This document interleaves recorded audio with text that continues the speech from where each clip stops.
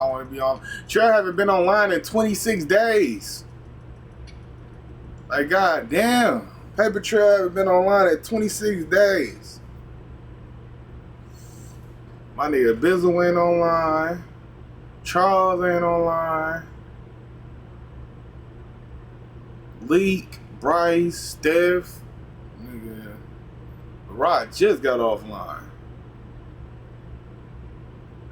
Boy, Money Meech.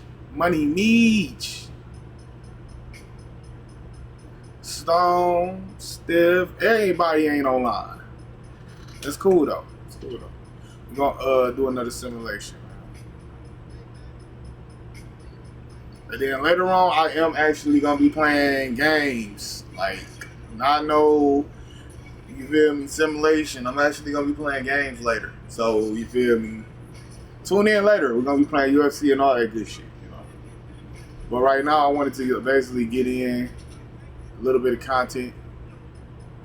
So basically, now we are on the Cleveland Cavaliers.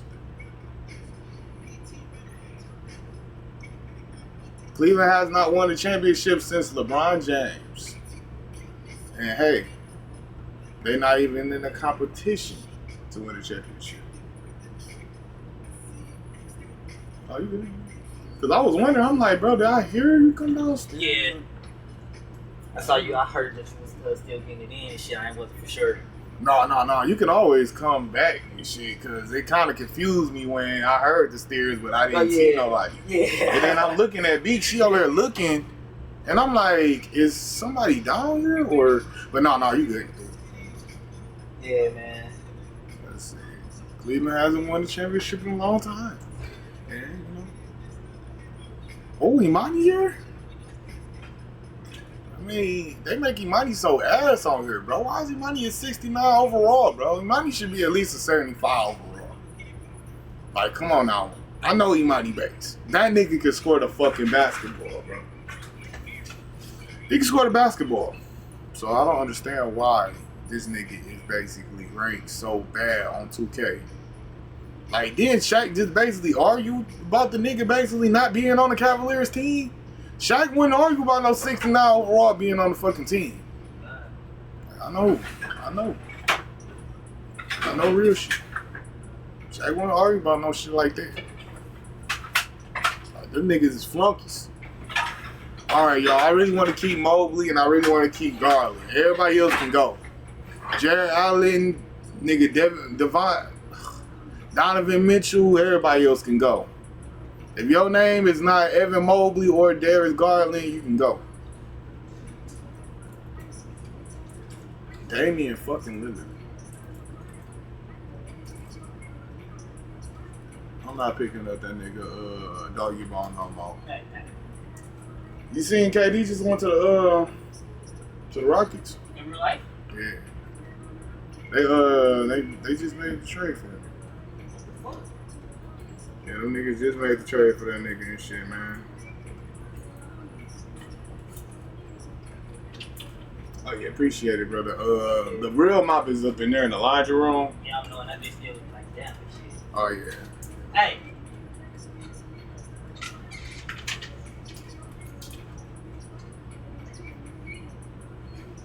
Okay, so what's going on here is the Phoenix Suns are trading they are trading 2 times Finals MVP Kevin Durant to the Houston Rockets for Jalen Green, Dillon Brooks, and the 10th pick. So Jalen Green is on the Suns? Jalen Green, Dillon Brooks, and the 10th pick in the 2025 draft, and 5 second-round picks. So Jalen Green's on the Suns? Yeah. Wow. Jalen Green, Dillon Brooks, and the 10th round pick. Wow. Yeah, man. Wow. I'm not sure if that was a stupid move. No, it is. It's a dumbass move. Oh my God, that was a dumbass move. They traded their whole future. That was a dumbass move. Yeah, they traded their whole future. That was just a dumbass move. They traded their whole future for what? That was just a for like what, a 2-3 year trial of KD? No cap. For a 2-3 year trial of KD, y'all basically gonna trade y'all whole future. Don't even have a team to put around them. Like, they got Amen. Who? Amon Thompson. Amon Thompson. Yeah, the brother that we got. I know what you talking about. What? But really? That's the only nigga they got right now. And Fred VanVleet. Let's see, do they got Sagoon still? They do got Sagoon still. I ain't gonna lie, they got Sagoon. They got a lot of young players. They don't have no future. But they did give up they starting shooting guard and they starting small forward. That's what I was saying. That was the start of the team. Hell yeah, Jalen Green was for sure the start. He was doing things. It was the same thing that K. I mean, it was the same thing that K was doing this year, man. Like, bro, the nigga basically had the number 2 seed on the West. He was balling out. The Pistons and the Rockets are literally the same kind of team. Yeah, same team. We got a lot of young pieces. A lot of young pieces that will be, you know, good in like 3-4 years. Hell yeah. But, man, that hurt right there. It do hurt to see KD. Oh, man, bro. It's going to hurt to see KD in a Houston Rockets jersey. I will say that. I might get Scotty Barnes this time around, y'all. I ain't going to lie to you. Scotty Barnes would be a great person to have on this team. Fonz? Oh, man, Fonz that nigga, bro. Yeah, bro. Man, I don't know why it be so fucking wet down here, but, bro, it be getting wet as hell down here, bro. Let's see. I wish it was motherfucking half a towel or something. Yeah, but LeBron said stop doing that because like that shit can develop some mold and shit like that. And, you know, we ain't got no washing machine. Just you know how mold come? Like you know how mold form? How mold form? Mold form when a surface is damp in the dark. You feel what I'm saying? No, I can understand that. Like if you had like some wet bread, left that bitch in the dark. You feel what I'm saying? Green's gonna start coming on that motherfucker.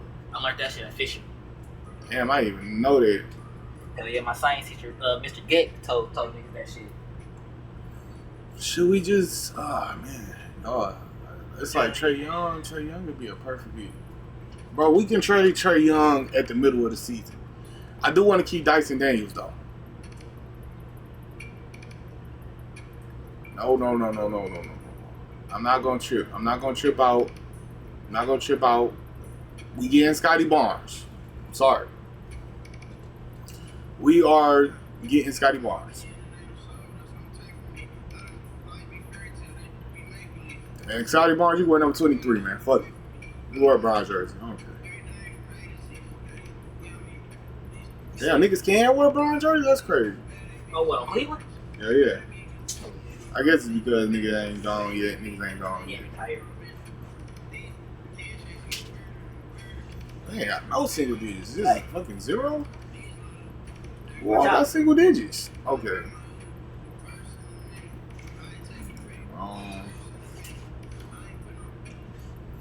Like, bro, I wish I could make you Cole or Imani. I would literally make the squad around you. Imani getting older and older. Man, my nigga only 20 right now?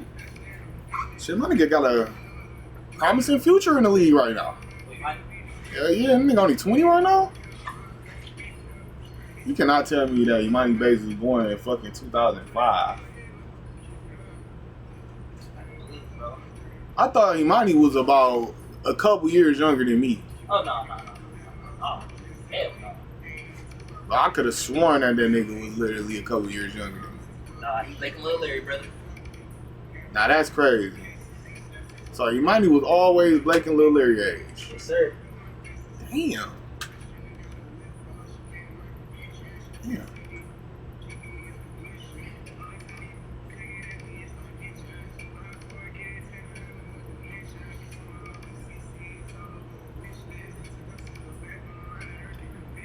I do like Edie, y'all. We just gonna get Edie for right now, y'all.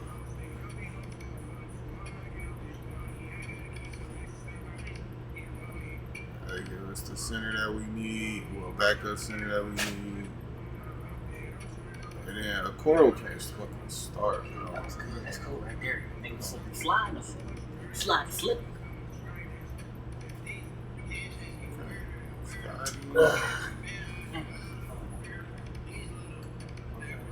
gonna play 8 people. Is this my nigga Kenny? Yeah. What, you a Cleveland now? Yeah. We Cleveland. Okay. Everybody getting a yearly supply of baby powder. What? Oh damn! I ain't gonna try this. Everybody to throw that powder up every pre-game. Bron retired. Man, I should see if we can get LeBron. That ain't retired. You can get niggas out of retirement. LeBron's still in the league right now. Oh, you started a whole new different one? Yeah, I start one every day. I thought it was the same one from yesterday. That's why I'm like, okay, Brown retired. Okay. Okay. I don't usually do it no 2-3 days because I don't want to basically go through all them videos, download all them videos, and basically clip all them bitches and shit. Type shit. So I want to do it all in like one take. So it'll be a 3 to 5 hour video, all one take. No, I feel it. I understand. So yeah. That's what I was saying. I thought Brown was retired and shit. I thought you started a whole new one. Today. But okay. It's a new day with a new Bron. Bron gonna retire soon.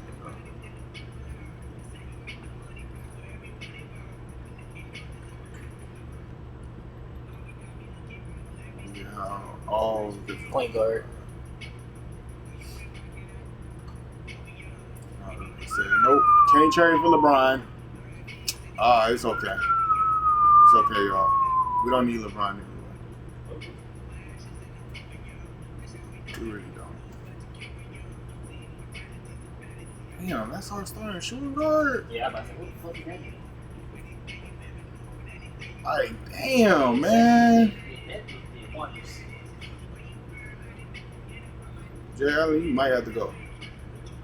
So we get a starting shooting guard, bro.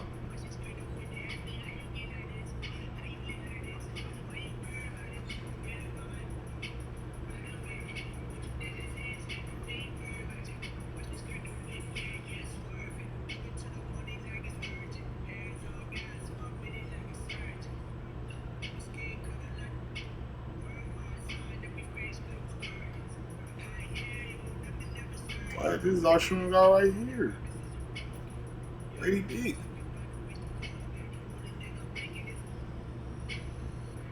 Or we can, we can either go Grady Dick or we can go Dylan Brooks.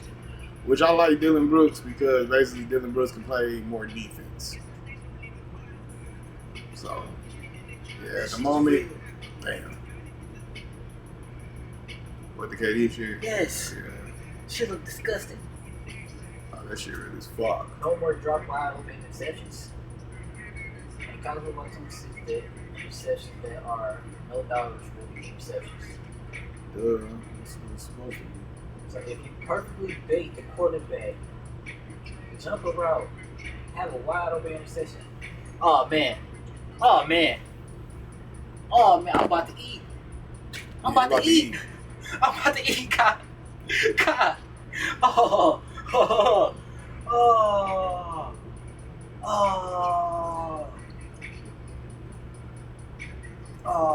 I'm about to eat so much, bro. Yeah, niggas about to eat so good on that motherfucker. Oh. Talking about nigga, ain't no more. Oh, you don't understand how many times I done ran the receiver's route for him, and the receiver still catch the ball. Oh, I'm about to eat so much. I hate that shit.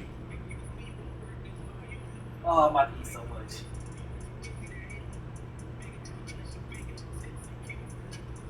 Oh man. Team 130, he probably about to have a round here like that. I still can't believe I caught 14 interceptions with that nigga. 14 of them times. I can't believe that shit. Alright, man, you starting to get the rhythm on that motherfucker. Started to get the rhythm again. Oh, yeah. You feel what I'm saying? Damn, that's why I went upstairs. I went to go get on motherfucking smoke tree. Oh, you starting to get the rhythm in that motherfucker. Hell yeah, man. That technique. Damn, I got a card down here.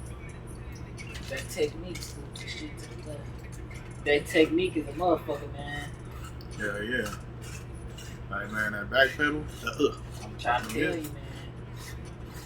I was just happy that I caught that pick 6 for you, bro. And hell yeah, that shit was hard. I'm like, damn, I nigga cut that bitch on stream. I'm happy I did that bitch, bro. That was my first one. Hell yeah. First one in the league? First one in the league, bro. That's the one right there. My first one in the league, man. It just felt amazing, bro. Yeah, you watching over there on the sideline. You feel what I'm saying? Hell yeah. Damn, That man. number 2 still look hard, man. Yeah, man. I fuck with that number 2 on the Hard as Lions, fuck. man. I fuck with that bitch, man. All right. There's Garland, number 1 scorer. Scotty Barnes, second. Evan Mobley, third. This is the 30-headed dragon that I thought. Where you seeing Donovan Mitchell Probably. I'm thinking Toronto for that nigga, to? Scotty. Barnes. Yeah, I'm thinking Toronto. But I needed some niggas and shit so I can basically trade a couple people because I'm not letting go of Darius Garland or that nigga Mobley. Them niggas hard as fuck. See, But Porter I can go. probably would have did something different. But I see why you did the Donovan Mitchell. You feel what I'm saying? I feel like Donovan Mitchell was the oldest one out of all the biggest. okay. Like Donovan was 28 right now, Okay. which is not bad, but I feel like the trade value was more too. yeah. You feel what I'm saying? I feel like his trade value was more. Cause it was like I was about to say I probably would have kept Donovan Mitchell and I probably would have let go of Darius Garland. Yeah, Darius. You feel what I'm Darius saying? gonna get better. But that damn, what the fuck I was about to say? His age did play a motherfucker and the trade value. Yeah. I believe you would have got more trade value for Donovan Mitchell than Darius Garland. You feel what I'm Yeah. saying? Either one of them would have been a nice pick to stay. But Darius Garland obviously was the best one because he's younger. Yeah. You feel what I'm saying? Yeah. This nigga too. This nigga got no type of defense. Cool. I was gonna bring in that nigga Dalton Connect, About to connect but that nigga ain't got no defense. off the on bench. bitch. Yeah, he ain't got no type of defense. Off the bench, nigga. Like I wanted to bring in Jordan Poole, but I know Jordan Poole ain't got no defense. Off the bench, nigga. Yeah, these niggas is good off the bench for sure. Like I think about bringing in this nigga Isaiah Joe. Isaiah Joe, which one's that? This nigga playing in the finals right now with OKC and shit. Isaiah Joe. Yeah, this nigga right here. Yeah, that nigga in the finals right now, he got number 11. Yeah. You know, you find out some new shit every day on 2K. Cause before you said that shit, bro, I never knew that this nigga existed. Ah, man, no, yeah, that nigga, bro, I done seen him a few times, like, Joe in the back of the jersey and all that shit. And I'm like, man. I never knew that this nigga existed, bro. Crazy. Before 2K, I didn't know that LeBron existed. It's like, I was about to say, what's today's date? Before it was on 22nd, I didn't even know you existed.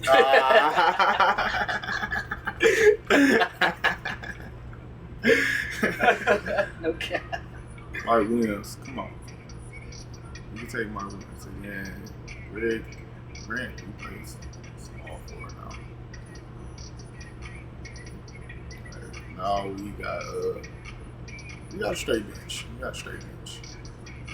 We even got niggas to come in if niggas get injured.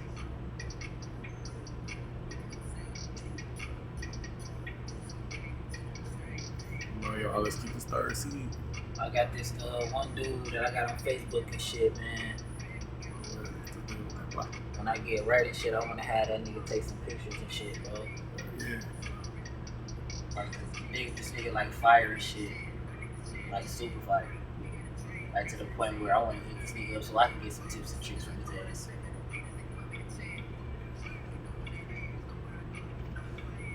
See, look at this shit. Get some of his work and shit. You know what I'm saying? You feel me? Yeah, that nigga be going crazy. Yeah, and when I was posting my pictures and shit, when I was had like little gigs and shit, I posted my Facebook kids and fuck with me and shit like that. You feel me? Yeah. So it's like shit. I do want to. And then it's like I know another nigga like. I'm talking about like how I know Trill, Steph, Justin. I can call that nigga. Okay. That nigga do that shit too. There. go. Let's end off with the 50. Let's end off with the 50. There we go. 51 and 31. Joker. Sorry. The boys. KD live reaction to get traded. Ain't I? Wow. KD was in the middle of an interview. He got traded. In the middle of a fucking interview? Fanatics of it.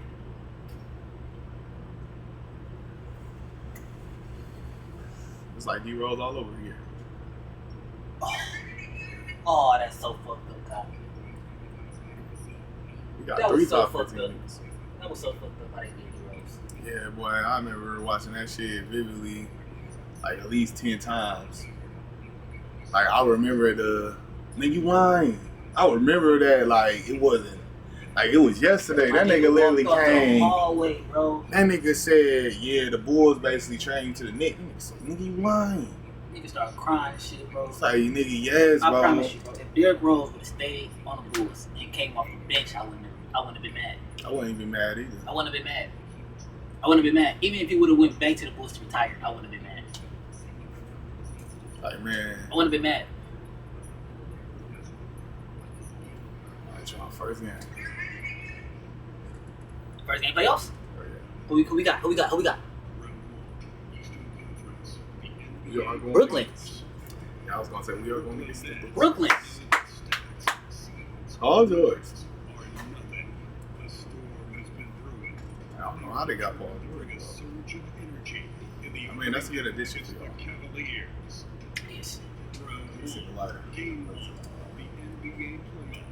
That's a good addition for them. But Cameron Thomas is y'all starting. Man, it's y'all star player, so it's not gonna work out good. Cam Thomas is nice though. Cameron Thomas is nice, but that nigga It's not enough. liable. It's not he's enough. a liability. It's not enough. The reason why is because Cam is still young. You feel what I'm saying? He's still young. Like Bucket, still but young that as nigga fuck. injury. I mean, that nigga is a liability on defense.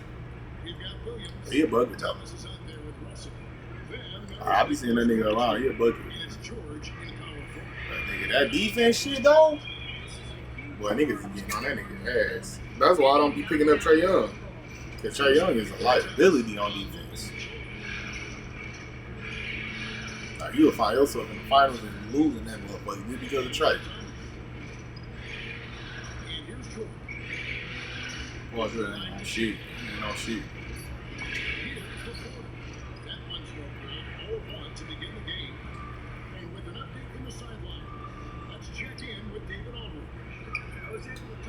I'm not gonna lie, I fuck with Darius Garland too. Yeah, man. That nigga Darius Garland. This season, he actually went up 8 points and shit, man. That nigga, he was averaging 18 last season, man. That nigga was averaging 26.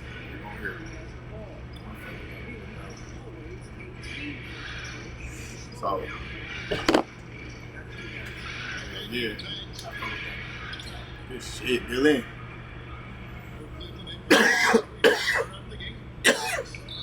Damn. Man, I remember when Nicholas Claxton was just a young ass nigga, man. KD and them niggas did not know what to do with that nigga. I know. Especially that nigga, I felt like him and Jerry Allen was so hard. Like, nigga, that was their big man right there. That was their two big man that they needed. And these niggas just basically got rid of them niggas.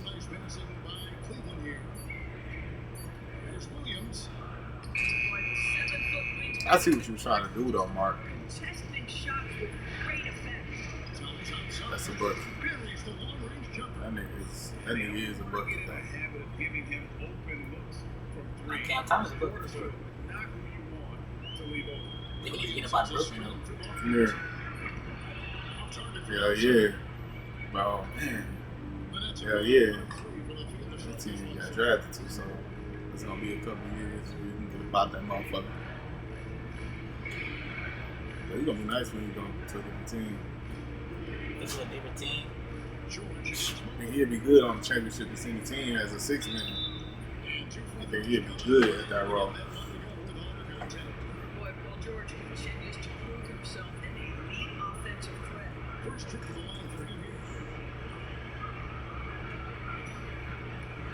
Championship contender team, that nigga Cam turned to Lou. Man, That nigga could be the next Lou, bro. he good.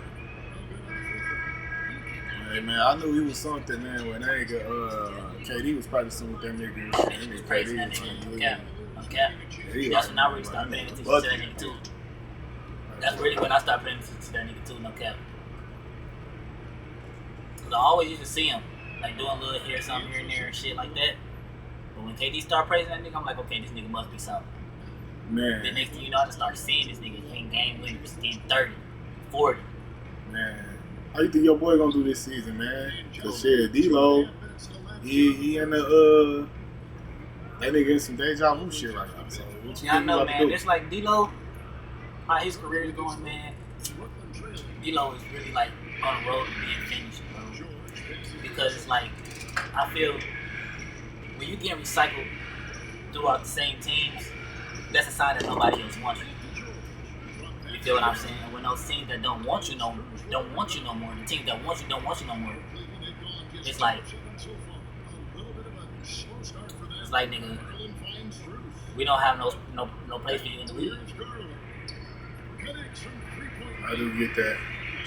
Cause real shit, man. It's like I do feel like that nigga is a bucket. You know, he's a bucket. He can do shit, but yeah, it's just the defensive liability and the inconsistency for real. That's what it is. Like nigga, you can't really check the nigga that It's you like need to check. you gotta be able to bring something. Yeah. You gotta bring consistency. So you, like you said, he's the bookie, but he's just inconsistent. And you a defensive liability. If you're more consistent with your bookie getting, we can work on the defense. Yeah. Because somebody go past you, we can have somebody in the paint. Hell yeah. D-Lo nice for sure.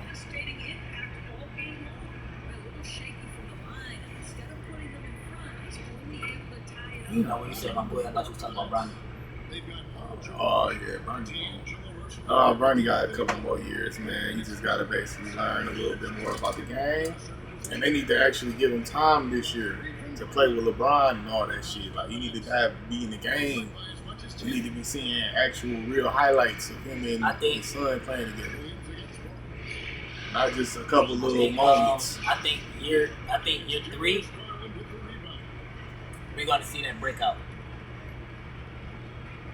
Because I honestly think year 3 or year 4. Nice Year 4 or year 4. Because I think this year is gonna be like he's gonna get more minutes, and probably next year, probably 2 years. So his third year probably be his breakout year. You feel what I'm saying? Yeah. Because if he get more time this year, we should be hoping for even better third year. Okay. I say the third year breakout depends on how good his second year is, how much time he get.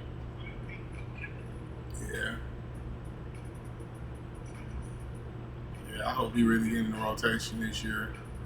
And they actually give him some fucking minutes, bro. Not just basically, these fucking 2-3 minutes and the game already over. I want him to actually get in the game when, niggas is competing. Niggas is basically doing something, bro. Because that's the only way he gonna be able to get experience in the league, bro. You gotta be able to play in them situations, bro. Like, you gotta be able to see them situations in real time. Not just basically sitting there watching it. But I do think that this year they should have him in the rotation a little bit. Hell yeah. Ronnie, man. Honestly, that shit was a blessing. It was a blessing that he basically was able to play on a team with his dad. It's a blessing, bro. Like, oh, bro. That dream right there, bro. Nigga, that shit. So he another motherfucker that can say that, bro. It's like literally, nigga, like probably 2. And that shit, nigga. Who? Really, I was gonna say really the King Griffey. Yeah, and who else? And Brian. That's what I'm saying. Besides Brian, there's only one other person. That's what I'm saying. It's only one other person that can say that. At that point, yeah. I was thinking about both of them. Yeah, it's 2 in total. But if we talk about Bron, it's only one other person that can say that they got drafted with their pops. Yeah. Now it's the Griffey. It's like, you know, I liked it when Austin Reeves like played with his dad. You know, that was a nice father-son moment. Yeah, Jalen Brunson playing with his pops right now. Oh man, I forgot. Yeah, he is. I forgot. Mm-hmm. He with his dad right now. Like, you know, and it's real magic going on. Shit, that nigga hooping like a motherfucker with his pops. But like, shit, I'm about to. You got Tiger Woods. He played with his son, but he never get drafted though. Yeah. Like, bro, it'd be heat if the son went number 1 too. Like, it'd be really heat if the son went number 1. The same, like the daddy, man. That right there would probably be the best storyline ever. If the son went number 1 to a team that the dad coaches, like, let's say straight up, Derrick Rose's son, Pooh, young Pooh Jr. Yeah, Let's say PJ basically end up going to Chicago Bulls number 1. That right there. Like Chicago got to sell the year before like a motherfucker. Nigga, Chicago might not even have to sell the year before. Them niggas might have to just get that bitch off the. No, they gonna have to sell. Like, man, Chicago. They gonna have to sell or trade their best player. All right. Look at Dallas. Detroit. Dallas did it. Pelicans did it. Like, niggas that actually, yeah, like, I will say for sure, you give up your star player, you most definitely gonna get a top 3 pick. In the next NBA draft. You're gonna get number 1. You're gonna get number 1, nigga. The odds could be 0.0%. 0.01%. Nigga. You're gonna get number 1. You're gonna get number 1. Like, nigga, you sacrifice your player for the league. Cause, well, what I told LeRod, was like, man, I think straight up that draft lottery is rigged. It's basically rigged for the league to basically bring balance. You know, you don't want straight up teams to just be tanking and losing all their games, because it's not good for the revenue of the NBA. It's good to have watchable games. I think everything with the draft is scripted, but I don't think it should be like that. I think it should be scripted, but I don't think that the lottery pick should be scripted. You feel what I'm saying? I don't think that. I think that the lottery should literally be a lottery, bro. If you in the top 3 to get these picks, we gonna have y'all in the top 3 to get these. We gonna do that shit the right way. We gonna roll the ball, and we gonna see who get number 3, number 2, and number 1. Yeah, but it's just like, bro, at that time, like, bro, you got different situations. Like, bro, you got to the point where, nigga, LeBron James could be on the Detroit Pistons. LeBron James could be on the Detroit Pistons, a team that actually just won the NBA championship. So, nigga, that's overload shit at that. But what would have been the difference if we got Melo? Because you got to understand, Melo averaged more points than Bron did in the year. So I will say, the only difference, in my opinion, that it would be is because it's like you giving LeBron really the keys to the league off rip. Like, at that point, if you basically put him on a team that just won the championship, most likely they're gonna have a dynasty. They're gonna win the championship for the next 7-8 years. But what I'm saying is though, what would have been the difference if we would have got Melo? Because you got to think how Melo ain't have that. You got to think chosen one. But you have to own him. But you have to think of the team that we had and the type of player Melo was when he was his Melo first 7 years. You got to think of how Melo was his first 7 years, or how he was his first contract. Yeah. However he was his first contract, bro. You feel what I'm saying? You got to think how good he was and how good Melo was. Like I said, Bron won Rookie of the Year, but Melo averaged more points. Yeah. You feel what I'm saying? Bron just so happened to be on a worse team than Melo. It's just Bron had a narrative on him. That's what I'm trying to say. We understand that, but we can't rig the motherfucking lottery off of narratives, bro. That's what it is, Shane. That's why But I'm they saying, rig it. I understand it. But I'm saying that's what I would change. I would just say like, bro, we gonna do this shit like regular, like the lottery. We doing the lottery regular. I don't give a fuck about niggas can do whatever they want about after the lottery. But we really about to get this shit going, because if we literally the top two teams that's in the lottery, 9 times out of 10 is the worst teams in the NBA. Sometimes. You feel what I'm saying? What is going to be the difference making of those teams if a top 3 pick goes to the top one of the worst 3 teams in the NBA? It's like this, bro. It's the same shit I was saying before and shit. It's because you don't want teams to just tank the season out, and basically you will have half of the league basically taking their seasons, and then half of the league basically trying to win the championship. And the teams that's tanking, the 15 teams that's actually tanking, is not going to be good basketball at all. And the ratings is going to go down even more because of the fact that we got these games. These games is going to have to get shown on TV too. These games ain't just about to be basically put to the side just because they're not trying to go for no championship. These winning teams got to go against these losing teams. Ratings is going to be down because of the fact that these losing teams is going to lose because of the fact that they know they can get a win beyond out the draft. They losing because they know they can get a Cooper Flag out the draft. They knowing these top dudes, Cade Cunningham, all these niggas. They knowing that these niggas is basically valuable like a motherfucker. But they don't want to basically have it to the point where a team just going to basically have the worst record in the league and go 0. They don't want no 0-82 team just because of the fact that LeBron James is coming out the draft. No, I do understand that. But what I'm about to say to that is the teams that have superstars on their team, like when the Spurs got the number one pick, what was the Spurs record? Spurs was bottom to last for sure, but I will say probably like 3rd or 4th to last. They wasn't the worst team in the league, but they was one of the worst years. 2 years ago? Yeah, Wemby got drafted in 2023.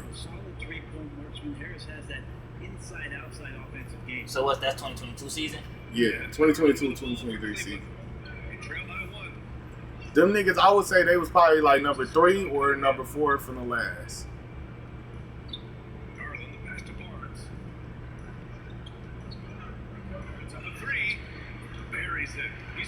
Which I will say, Shane, to put you more hip though, the NBA does have a hard on for giving the Spurs a big man. No, I do know that. I know that too. Like, you feel me? David Robinson going. It's the repeating cycle. Yeah. You feel what I'm saying? But going, it's on some shit like Tim this. Duncan going. The Spurs was 34 and 48. They were sitting 14 in the conference. You feel what I'm saying? Yep. Other teams that was worse than them was the Pelicans and the Jazz. You feel what I'm saying? Yeah, the 3rd to last. What was Zion playing? Or was he hurt? Zion was probably hurt most of the season. Okay, so, and then the Jazz, who was over there playing at the Jazz? Jazz ain't really had nobody for real. Not nobody I already know. Okay, now let me look up.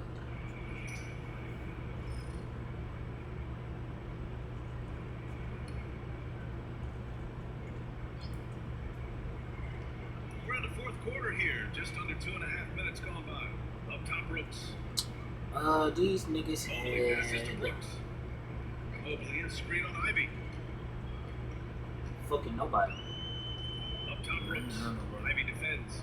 They had fucking nobody. To the inside. Just 5 to shoot. So it's like getting them a name and the number 1 pick. I would understand that, because you got to think the teams that was tanking, say like the Pelicans and shit like that, they already have a superstar. You feel what I'm saying? I'm not about to bless them. You feel what I'm saying? Because it's like, I see what y'all doing. Yeah. You feel what I'm saying?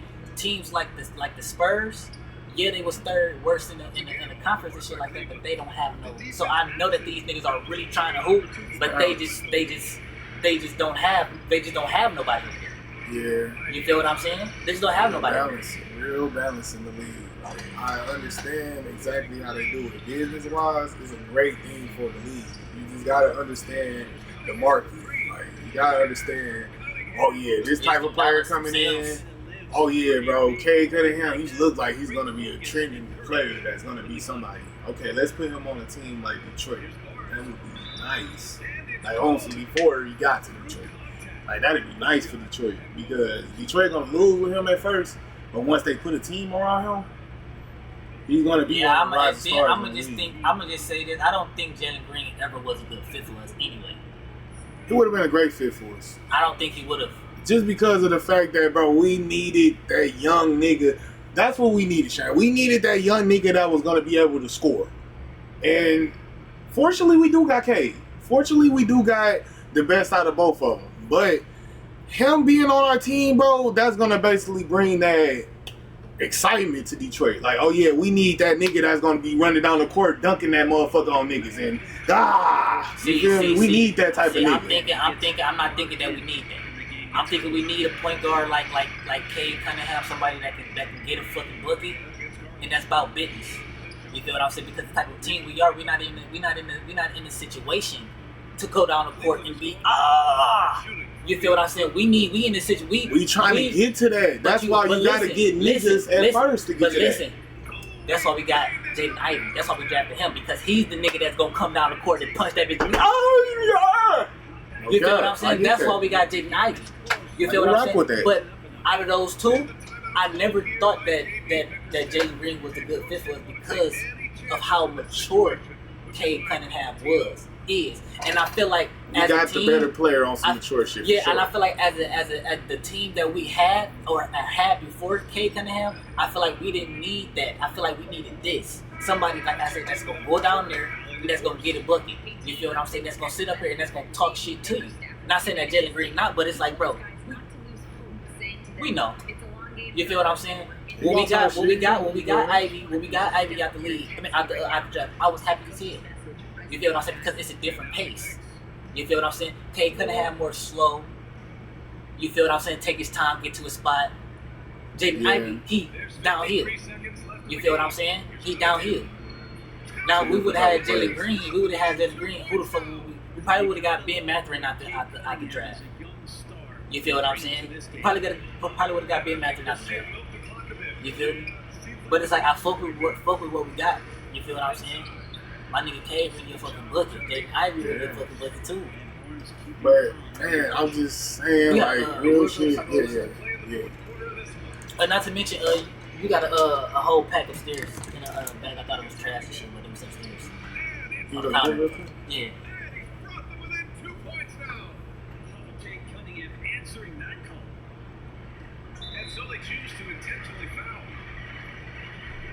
W man.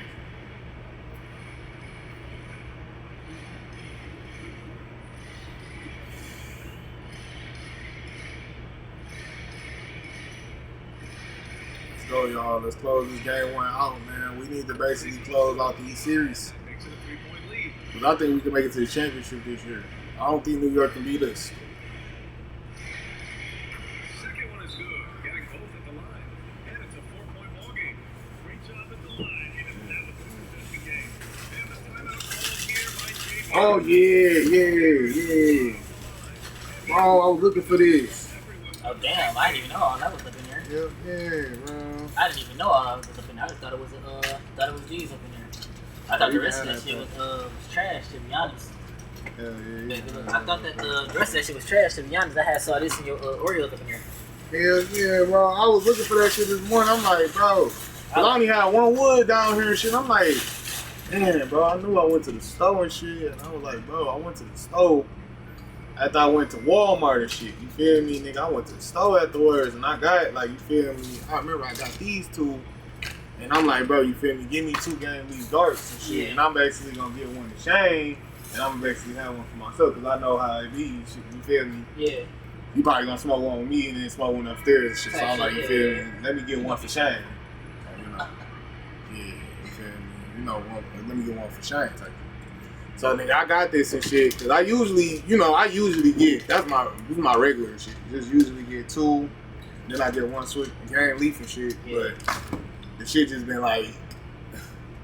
Yeah, I had saw that shit on the counter upstairs before I had came downstairs and shit. I about to throw that shit away. And I'm looking, I'm like, nah, he probably don't even know that this shit approved. Yeah, I was looking for the real. I didn't even know the rest of that shit was up in there. I thought the rest of that shit was trash. I saw real just stuff like that. I don't know this shit up here.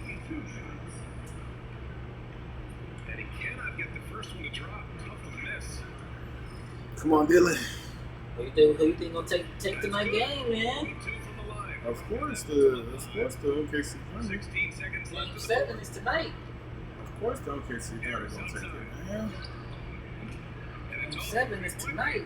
All I'ma say is OKC is gonna take that motherfucker home, man. Shea gonna get his fucking ring tonight, man.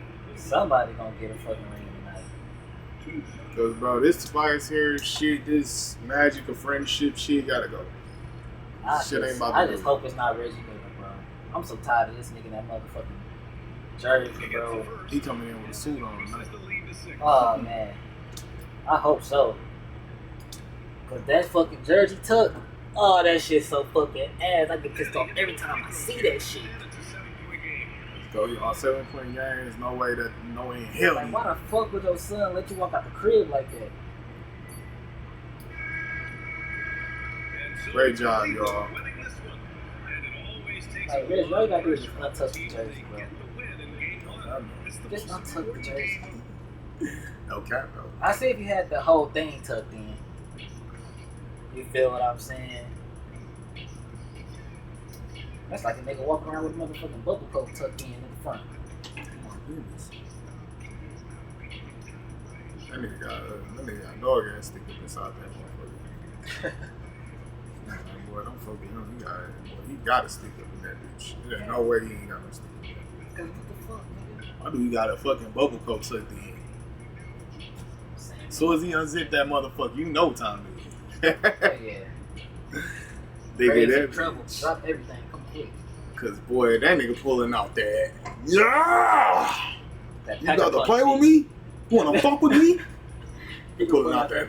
Nigga, you got your shit tucked in. That's the only thing I'm thinking of. Nigga, you got a big bitch up in that motherfucker. A bubble coat? You got that bitch tucked? Oh yeah. That's the only thing I'm thinking about. Leave Tyrone alone. Yeah, leave that nigga alone, bro. That nigga is Jerome Angelo. that man know what he doing. That man that killed a few niggas. That nigga trying to sell that motherfucker for $250. Trust. Like boy, you know you see some shit when you see a motherfucking AR pistol, nigga, and nigga trying to sell that motherfucker for $200. Yeah, I don't. But that nigga Lil Reese say, I don't even want to do my research on that one. Okay, I got the market research. I don't even gotta do my research on that one, boy. You trying to sell an ARP for $250? He probably got like 3 bodies on that motherfucker. It's Cunningham in the point guard. That's the group for Detroit right now. And trying for the go-ahead basket. It doesn't go in. Straight. Straight, man. You get pulled over, boy, you get caught. I mean, you get called for like 8 murders. Oh boy. This motherfucking shells been caught at 4 locations. Boy. You in that bitch like, bro, I just bought this motherfucker. I'll show you the receipt for that bitch right now. You ain't got This no bitch receipt was for just that motherfucker. purchased. You ain't got no receipt for that motherfucker. They just gonna be asking you exactly where the fuck is the nigga that basically. I'm showing you the Apple Pay transaction, the text messages and everything. That bitch just sent at 1:30. It's 1:37. Cause boy, nigga, they ain't playing no games. They're not playing no games. There is a screen on Yeah. Cunningham. My nigga R. Kelly saying, "I'm fighting for my life." I'm killing you with this shit, man. I don't even know how to talk. Who got line on top? Like, bro, niggas around this bitch just saying shit. Can't even do shit up in that motherfucker. Niggas just basically up in this bitch just stuck in the hole. You stuck in the hole. Man, Kelly's done. He's finished, man. That nigga Kelly will never be out of jail. And if he do get out of jail, man, that nigga Kelly gonna have to be so discreet, man. But at this point, Kelly, man, Kelly, you have to feel that with these hoes. I don't think he has to be discreet because it's not like that he raped somebody. It's just more nigga. Bitches ain't gonna be wanting to fuck with that nigga R. Kelly. That's what it's gonna be. That's what it's gonna be. Bitches not gonna fuck with him, but it's like I don't think he gonna have to be discreet because, like I said, it's not like that he raped somebody. You feel what I'm saying? That nigga. The kills, man. You get about that motherfucker, boy. No more kids. No more fucking with no more kids. You got Instagram model bitches that's like 24 that act like kids. That's still no good. Why R. Kelly can't fuck with no 24-year-old bitch that act like a little ass kid? Look at Unc. Look at Unc. Bro, that nigga Unc is fucking with a 19-year-old hoe. Unc is already in a situation that's fucked up. You feel what I'm saying? Just because you got a 24-year-old that acts like a kid, don't make that shit no better. They already know the reputation you got. So all they gotta say is, Robert Kelly did this, nigga, you down again. You done. You're finished. Finito. You're finished. Damn.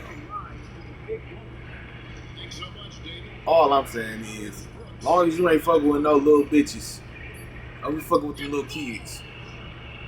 Yeah, Dylan, I see you, boy. We don't do that around here.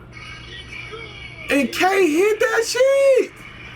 You get the music, K. I ain't even gonna lie. You get the music. Ah. Look at this shit, Shaq. Come here. It's your boy K though, you know. Some people call me KD.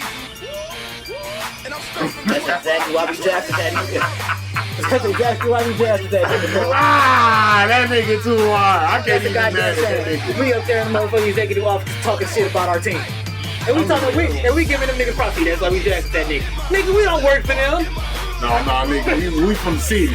So, hey, we here, we just looking like, I ain't even mad at you. I ain't mad at you. I gave you the music. I'm saying, you feel me? I'll be mad at another nigga, but you feel me? I gave you the music. Damn, K, you smacked that bitch. Okay, smack that bitch. A lot of niggas don't be making no mid-range, my man. A lot of niggas don't be making no fucking half-court shots. It's crazy, kid. We thought we was winning that bitch. I knew it was something when Dylan Brooks took the No, last Jam, shot. I know that was for the game. Yeah, that was I did not know that. yeah, man. We been in some close dog fights with the fucking Pistons, man.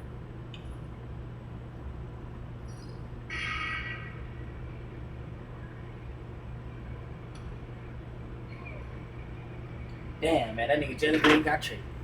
No, bro. That shit is crazy. That shit is crazy. Pistons will never. Pistons, we never. We would But never. do no shit like that, nigga. No Can't we dumbass rocking shit with like you? That. Kay Cunningham was in MVP discussions this year, nigga. That's all I'm saying. Kay Cunningham was in the MVP discussions, nigga. We rocking with you, man. Like, well, we with Kay Cunningham. I don't give a fuck, Kay Cunningham. I'm with you. Rest. Offensive energy. Cunningham to the ball. Guarded now by Williams. Smart for three. Mobley grabs the board. Mobley's got a rebound number 12 here already. Come on. Outside, Williams. Pass to Barnes. Here's Aldama. Misses the three. Pistons trail by 4. Down low. Here's Schroeder. You always passing to the right nigga. Pistons ball as Detroit Boy, shout out Kay Cunningham. and He's passing that bitch to the right nigga every time. He's checked in for Beasley. Harris comes in for Smart. And it's Thompson in for Schroeder. Yeah, It's a floater go. Oh, Williams with the block. Here's Ivy from the arc. I Buries never it know for for three. you. Ivy's got 8 points here in the quarter. Well, they needed a score. Ivy provided the bucket, rising to the occasion. Got a piece of it. Damn, bro. Barnes You against can't Johnson. shoot, but hold that down. Hold that down. Pass to Harris. You might not never get rid of you, Scotty Brown, but I love you. Here's Cunningham. Like, honestly, he would have been a great fit over here on the Pistons too. Like, I understand why we got Cade, but boy, Scotty would have been great for the Pistons, bro.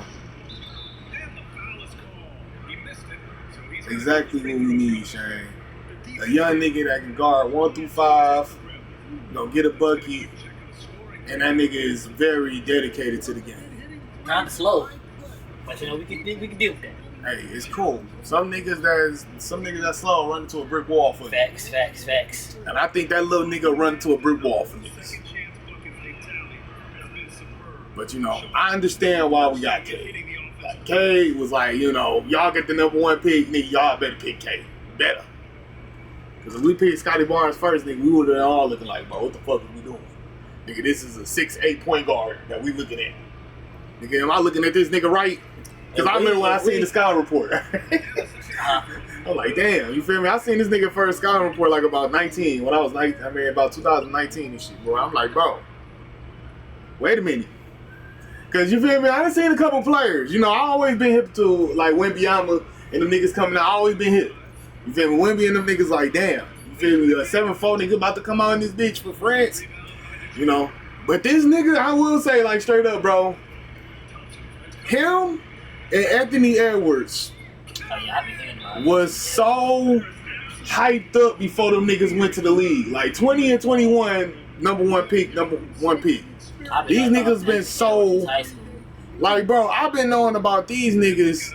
Like, bro, I learned about Anthony Edwards like after, like, about freshman year of college. I ain't even gonna lie. I remember because I watched like some shit. You feel what I'm saying? They were doing, I forgot what it was. I don't know if it was overtime or ball life. I don't know what the fuck it was and shit. But they was like hooping and shit, and they was like going around with each person, like, having like the individual time and shit. Niggas introduced Anthony Edwards and shit like that. You feel what I'm saying? Then it was like at a room and shit, and they was like going around. They was asking motherfuckers like, who is the hardest person that you had to guard? And everybody in that motherfucking room said Cam Reddish. Everybody in that motherfucking room said Cam Reddish. No Cam. Damn. No fucking Cam. Yeah, Cam Reddish didn't really work out, man. And that's where I really learned about really a lot of niggas. I forgot. I'm gonna tell you. I believe Tyrese Maxey was in that video. Damn. Tyrese Maxey was in that video, I believe. I know Anthony Edwards was in that bitch for sure. And that's where he had the fro. I remember that shit. Man, yeah, them niggas I remember fro that like shit. a motherfucker before he got into the league. Right, Cade Cunningham, like I said, I've been knowing about Cade Cunningham since he was in middle school. Yeah, about 2019 was the first time I found out about that nigga. I seen that nigga. They talk about he was projected to go number 1 in his draft class. I'm like, what the fuck? They like, bro, he a 6'7", 6'8" point guard. I'm like, bro. That nigga was fat as hell, chubby as hell. Like, god damn. And when we got the first pick that year, ooh. Oh yeah, when that I shit saw was his name like, on the board, I'm like, oh yeah, I know for a fact what we about to get. That nigga was projected to go number 1. I'm like, Projected to go nigga, number 1 since middle school, we bro. about to get Cade Cunningham? Projected since middle. I'm like, bro, I know who we about to get. I remember Jalen Green, niggas you was nice talking and shit all like crazy, that. Like, man. you nice and shit like that. I fuck with you and shit, but it's like, bro, you not Cade. You more athletic. Yeah, I give you way that. more athletic. I give you that, like, for sure, bouncing out the gym. But Nigga jumping out that motherfucker. I need Mr. Cunningham, because you already know what rhymes with. Like, bro, niggas would have fucked it with it, nigga. If that nigga would have came with the long ass hair and put on the buffs, everybody would have fucked it with it. Man, I'm tell you, everybody I probably wouldn't have fucked with it. I lied. I would have fucked with it, but in the back of my bottom of my heart, I would have known, like, bro, we could be so much more if we would have had Cade. Oh God. You Damn, you love that nigga. you can't overlook a nigga that's projected to go number 1 since middle school. Nigga, I don't give a fuck what route you took, Jalen. I don't give a fuck what route you took. That nigga, boy. I get it, though. That nigga Cade was literally... Only way I'm not getting Projected. Cade is if Victor Wembanyama is in the fucking draft too. Victor Wembanyama and LeBron James. Come on now. Oh, yeah, for sure. Them Come on now. Them two niggas... And, bro, like, that shit is really crazy, bro. I never thought we'd see in our lifetime another nigga that would really be so talented and so like, bro, that you would drive him over LeBron. It was niggas literally saying straight up like, oh yeah, bro, if it was between Victor and LeBron in the draft, niggas is going Victor. And I'm not mad at niggas for saying that. I'm not mad at niggas, but me personally, I would have still picked Bron. I understand, because Bron just got everything. I would have still picked Bron.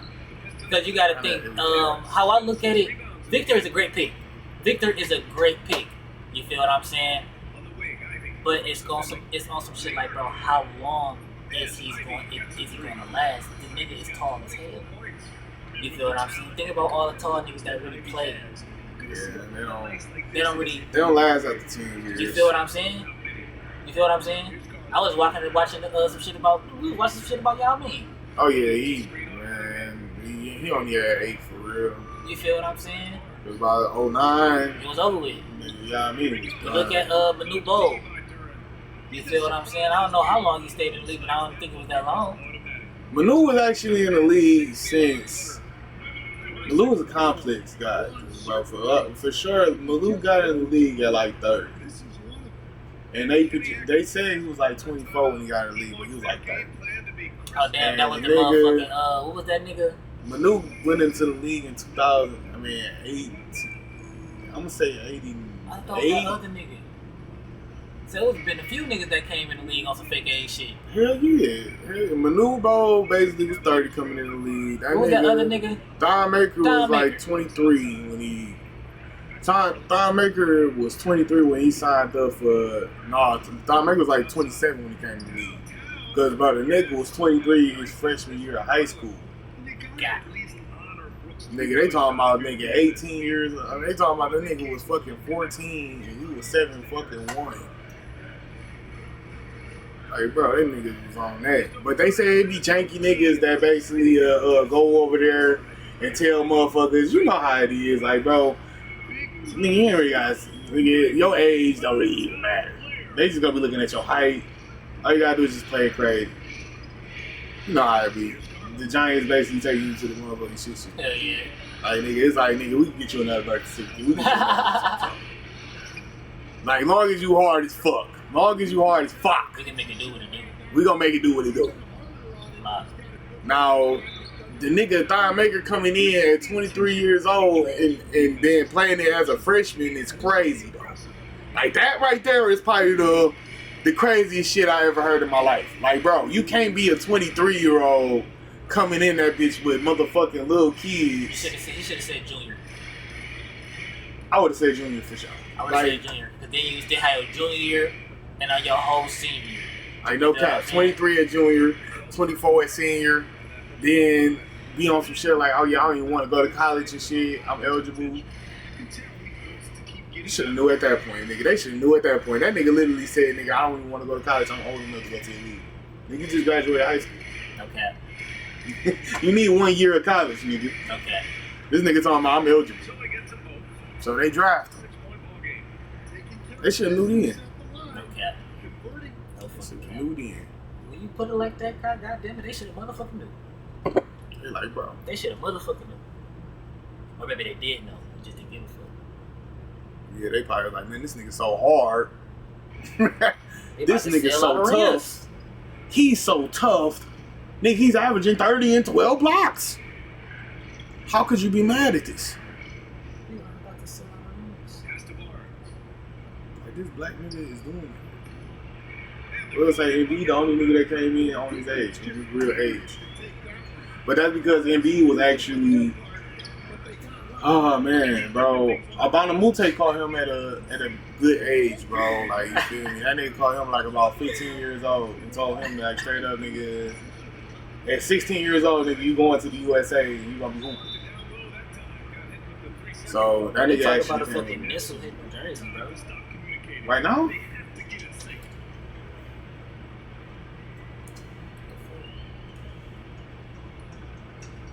And here are the Pistons. Got his ass.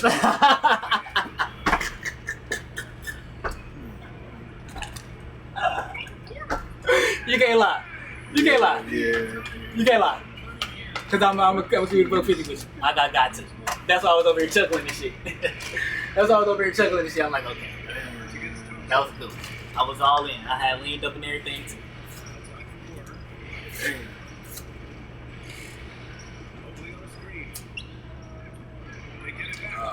Let's go. Good ball. Cleveland! We don't need LeBron. Tell them niggas we don't need LeBron. We're gonna win the championship regardless. Damn, man, I need some motherfucking leads, bro. This is where your coaching is so important. They need a really good play now. Well, they'll likely only get one shot at this. They need to make it happen. I don't even know if my dispensary is gonna be open, man, because it's fucking Sunday.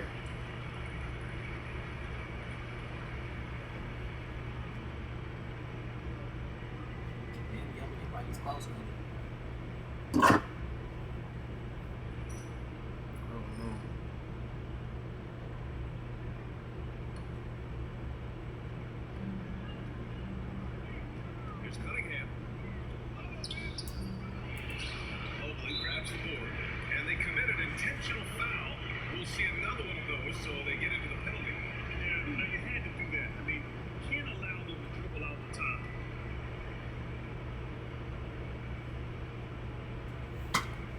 Lots of drama in this game so far. I'll tell you what, I wouldn't be surprised if it comes down to the final buzzer.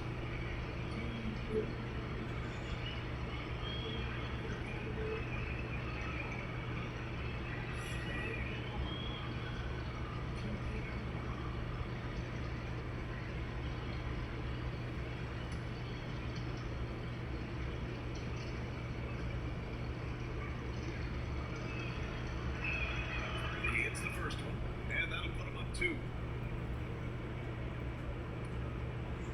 There's 3-point lead, y'all. And so both free throws good. It's a game, all under pressure, and every point here means a lot. The whole arena knows they need a 3 to force another overtime. Here's Cunningham. What? And he sinks it. Oh, what a sensational bucket! That brings him within 1. And they stop the clock as soon as they can with the intentional foul. Oh, gosh. Fucking free throws.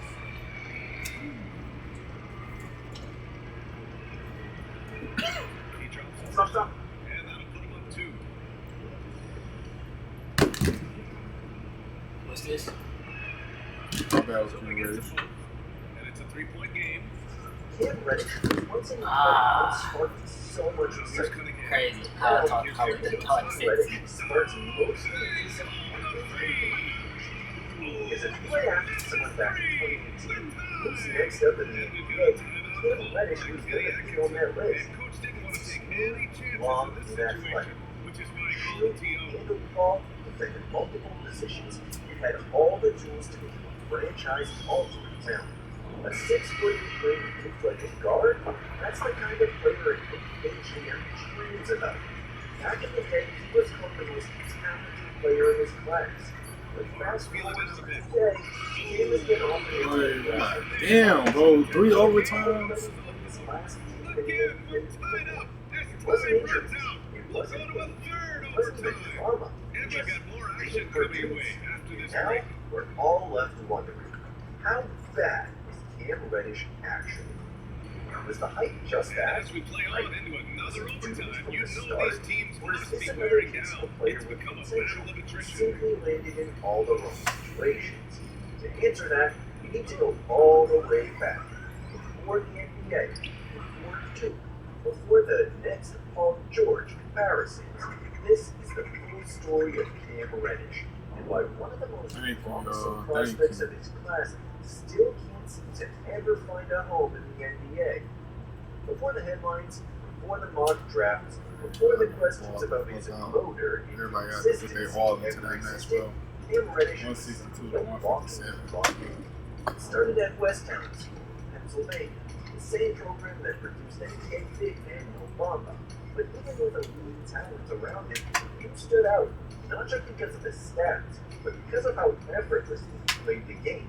At 6'8" with guard skills, he could glide into a pull-up three, drop a no-look pass in transition, or swat a shot into the bleachers like it was second nature.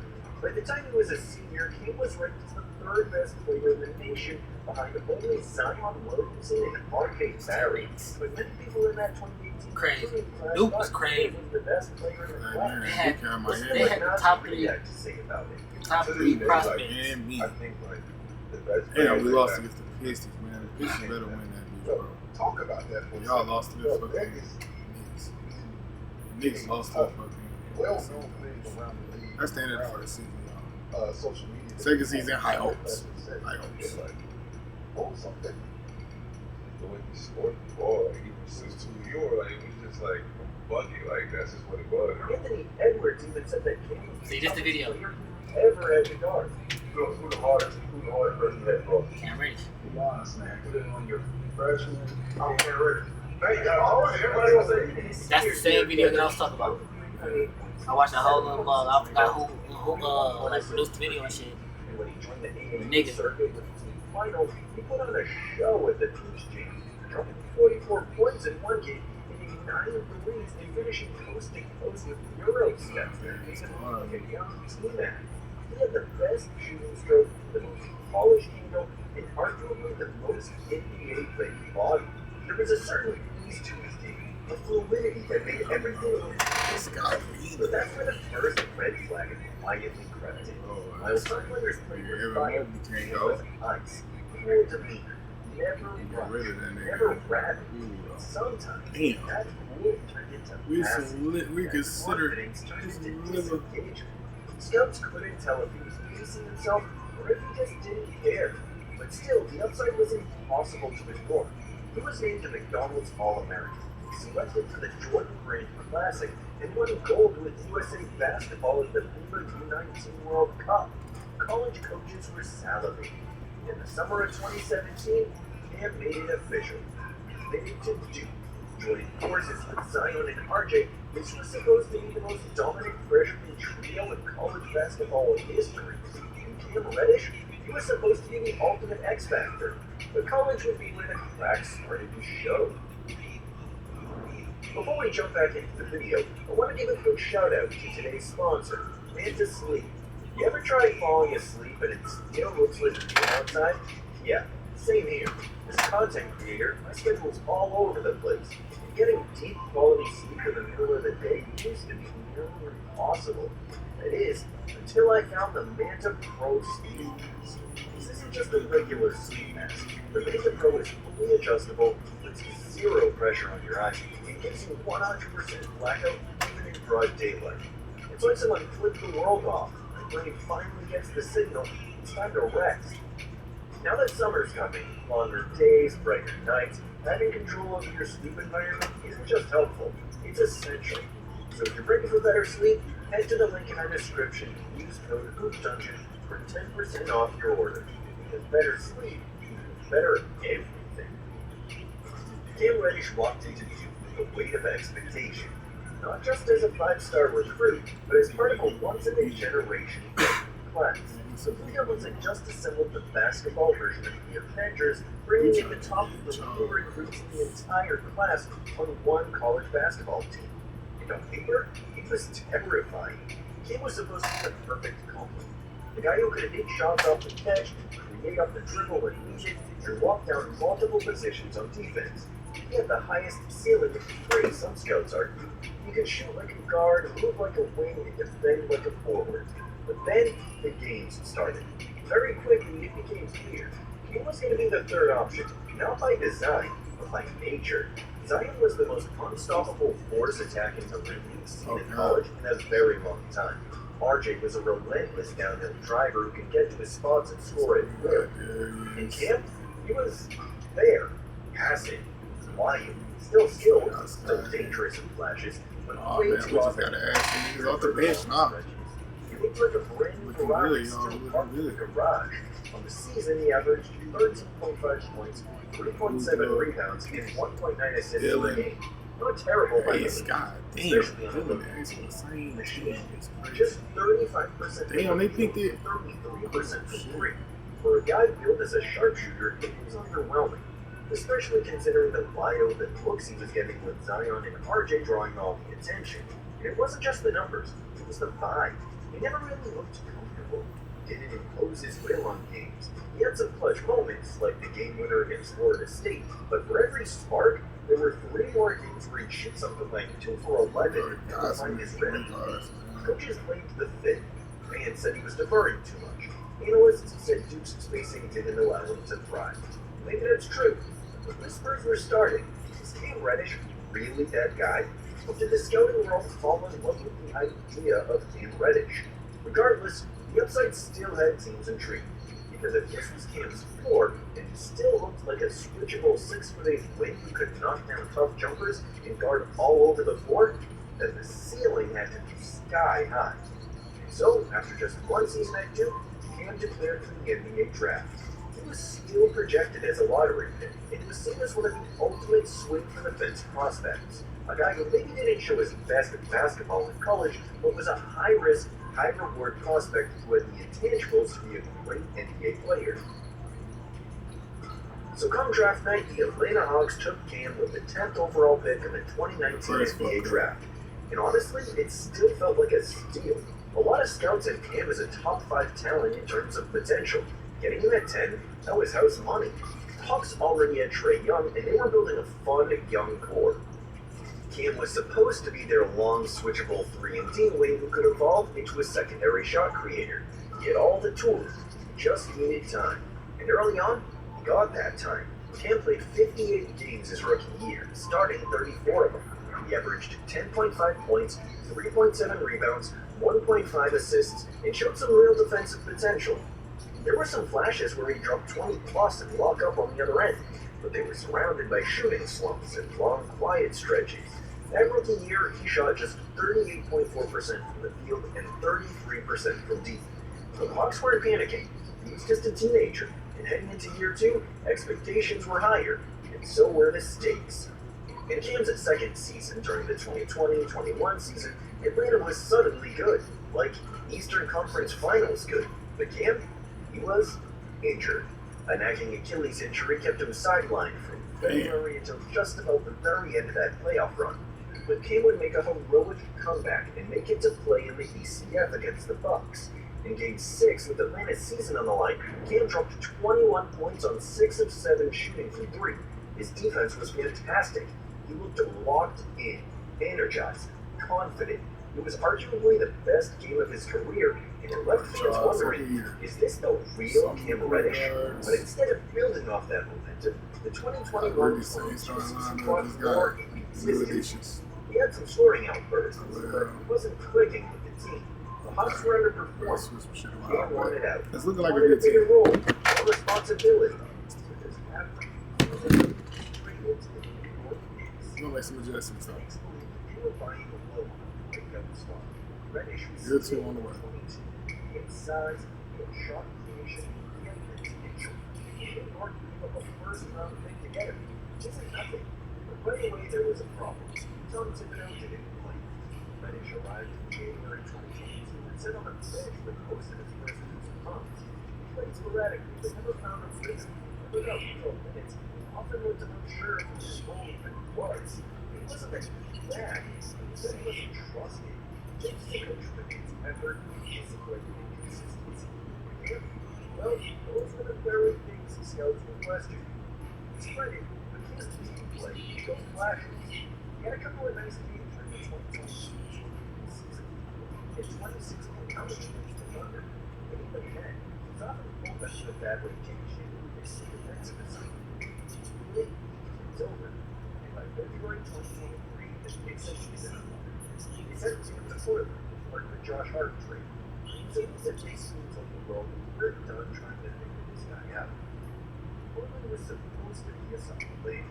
They were in a weird place as he was straddling the line between building and community. He needed wins and shoulders. He had a real chance to start fresh.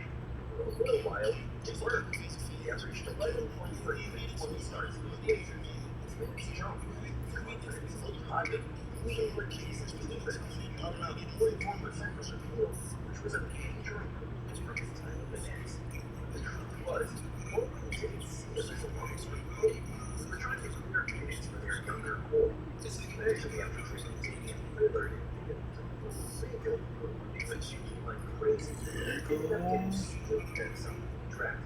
By the summer of 2023, Jim was back on the market, which brings us to what Benny starts playing in his last year shot. DJ Edge calling nigga come on to the team. Perfect opportunity. A championship contender, a veteran blocker, LeBron James, Anthony Davis, Darvin Ham, plenty of structure and minutes to earn. And early on, actually looked solid. He carved out a starting role in parts of the season, starting 26 of his 48 games played. He played active defense, hit some timely threes, and even won praise with LeBron himself, who said Cam was playing with confidence, making the most of his own. Like clockwork, he didn't last. His shooting regressed. He made close 30% from three. He struggled with consistency on both ends. Lakers, dealing with their own ups and downs, changed rotation for the playoff push that is his minutes begins to dwindle. My arrangement was growing. I feel like our team is good, yo. I really feel like our team is good, bro. We should have a dog ass stretch of winning games. Still, Lakers brought him back for the 2024-25 season, taking another offseason to develop great results. Instead, more of the same. His confidence wavered, his offense disappeared. Despite flashes of potential, the production just wasn't there. He finished the 2024-25 season averaging just 5.4 points per game on 38% shooting. After failing to crack the playoff contention, the Lakers finally cut him a clutch 27-25. Not because of a scandal, not because of injuries, just underperformance. For a guy who once looked like the next Paul George, Oh man, he's not performing, bro. Fuck that. as of June 2025, Fuck that. he's a 25-year-old. Damn, boy. Retired, just unsigned to an NBA roster, and will most likely be heading to play overseas. And while that might sound shocking to some, for NBA front offices, it's just reality. After 6 years in the league, 4 teams hit a career average of 9 points per game. Kim is now in that leader. Too young to be called a bust, and still technically developing. But with enough film and enough chances, the teams feel like they've seen the full picture. The picture hasn't changed much since college. Flashes are still there, the tools are still there. The jumper sometimes goes in, the defense sometimes pops, and the consistency is still missing. The urgency, very much still in question. To me, it seems like the NBA is moved on. Think about this. Players from Cam's draft class like Zion and Ja are still stars. Others have become all-stars like Darius Garland and Tyler Hero. And so many have carved out new roles like Jordan Poole, Ty Jerome, and even a second rounder like Nick Claxton. And yet Cam, who was the 10th overall pick and the guy with arguably the highest ceiling of anyone outside the top 3, is currently not on a roster. That's not just a fall from grace, that's a warning sign. Because in today's NBA, if the reputations still put you in seat forever, if you're not producing like you're doing before, you're replaceable. In this case, we're talking year 6, it's still no identity. No standout skills, no niche carved out. There's still hope he catches on somewhere. Maybe a rebuilding team gets him a shot. Maybe he heads overseas like the others before it.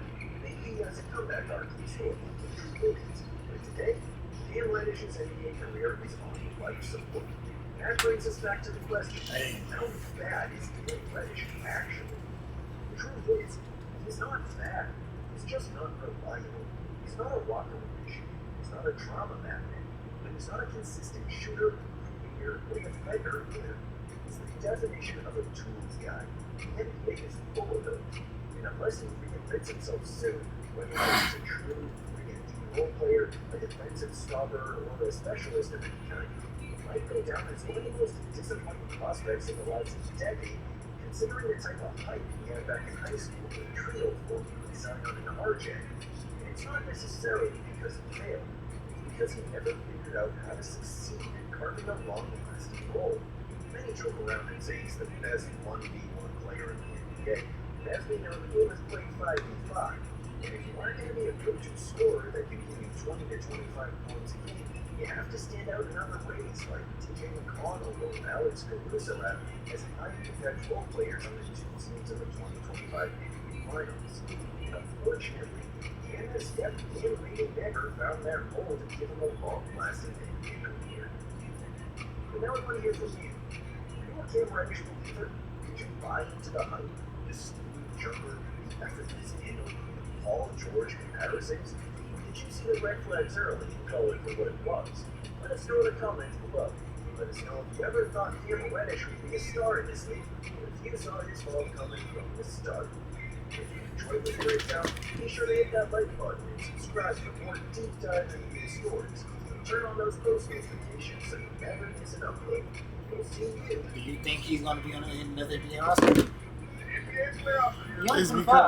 It's just because, like, bro, when you get to this certain age, bro, it's like, nigga, why try him while we can basically get another little nigga that's like 19, 20 years old off the draft?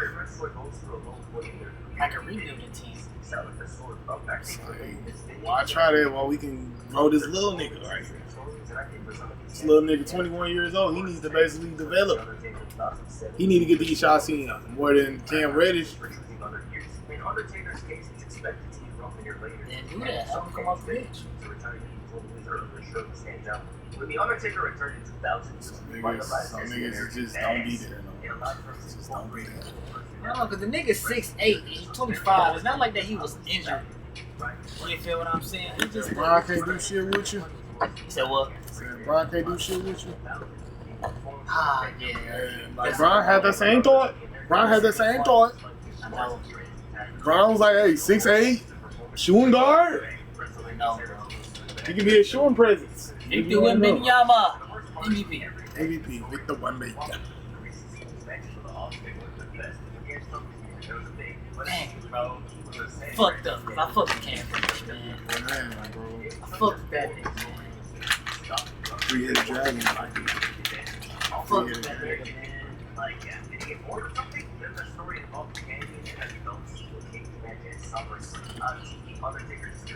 What's this video?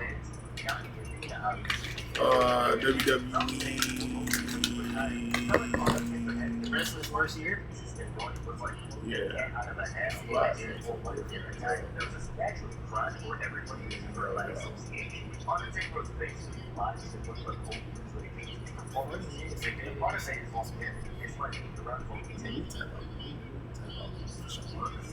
I always wanted to know how the fuck shit worked.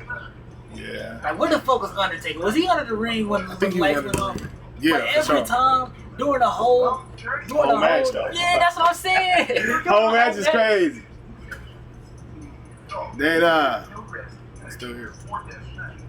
Still here, still strong. They Like, know. like, how the fuck did it happen when they fucking, Hey. when they did the cement shit? Paul Bearer. You said how them niggas did the little Paul Burrow shit. Ah, yeah. How the fuck did they do that shit?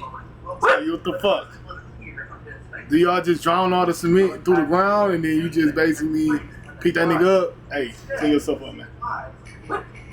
Did Jeff Hardy really land on Randy Orton when he swanton bombed him? Off the top, off the thingamajig? Oh yeah. Did he really land on him? I'm gonna tell you, Jeff Hardy landed on that nigga for sure. Like, Jeff Hardy was a daredevil. That nigga, boy, the show is the show. VJ. Talk about. That was a good trade for us. Before the match started, Hunt's hand is something to fight. Well, it was meant to look like Papa Shango using dark magic, but that's obviously not true. So how did he get to do it without actually hurting the wrestler? First, before coming out to the ring, he put down his right hand covered in fire retardant gel. You can actually see the outlet of the gel in Chris Hunt's hand in the clip. The next step then happens at the ring. Walking inside the split circle, a WWE production member is standing nearby. He is there to take the wrestler's towel, but more importantly, he's there for the next step. While the wrestler is crouched in the corner, the production member puts a small bit of flammable liquid in the wrestler's hand. He then sets it on fire using a small lighter.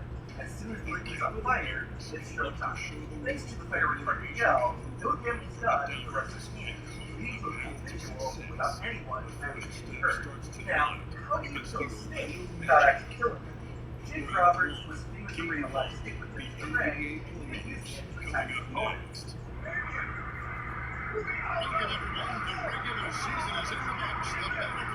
However, Jake's reptile was used by Tiny Head, Roberts fought him. During the match, Brooklyn tied Jake up to the ropes, then brought Jake Roberts' snake into the ring. Roberts started to do anything, working the ring ropes, Jake watched the reptile. Now, thankfully, no animal was hurt, but Joe did hear it. After putting the snake in the bag, Jake Roberts slipped the bag onto the ring. The reason for this was actually the second identical wrong bag onto the ring. As you can guess, the second bag is the one Burton's grabbed when it reached under the ring. Still, you can tell there was something inside the bag. So what was it? To give the shape of the snake, WWE put the hamburger bag inside a pair of pantyhose. WWE did a similar trick later, usually during a backstage segment, the players in the room filled with little snakes. The game grabbed one of them and put the snake in the bag before killing it and putting it out. Now, the snake that they held was Freedom, but it wasn't a rattlesnake. It was actually a bull snake, which are non-venomous and safe to use. But how did Triple H kill the snake without actually killing it? After placing the bag on the floor, Triple H walks over to grab the sledgehammer. You can see the reflection of Blue River swapping the bag with an empty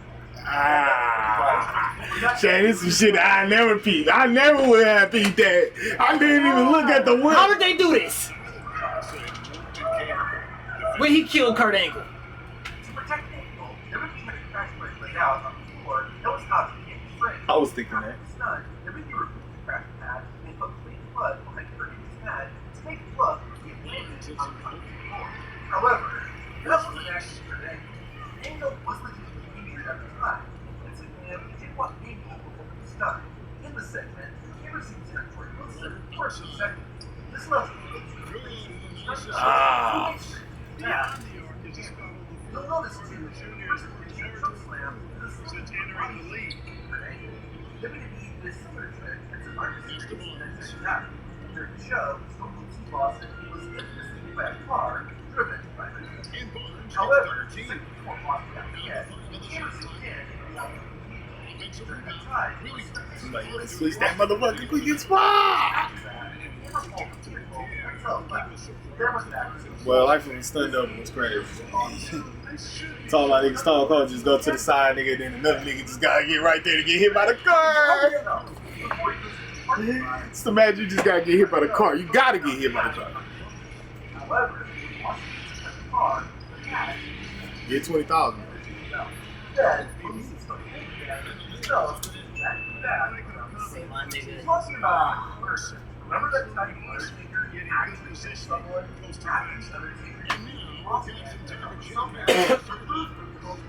Shit, they use just one this season. Nah, he talking about this something else. This he hung in it. Oh, yeah. I always wanted to see why the fuck. Undertaker lost the best. It's the boss man with the title. The hardest he went to perfect. Then, when it out of the road, there was a small black hook. The Undertaker simply committed his hook to Boston targets. And while Hogan's Boston was by his neck, he was actually knowing this I see the harness in the back. In 2001, the Undertaker did a broadcast that showed someone stopping his leg.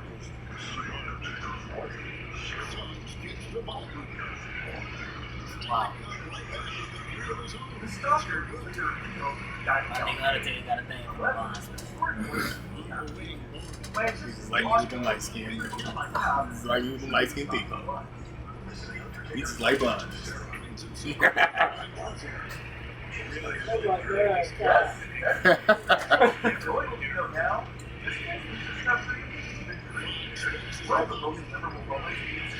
Oh my god. Damn! Damn!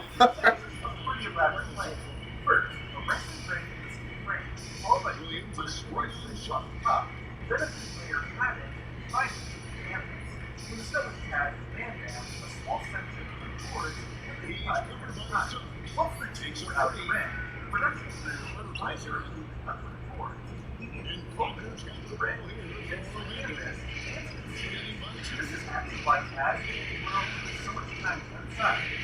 You the rest of the time, once everything was good to go, there was one more season. On the top row was a small piece of work. They had to on the top row. Once the front game,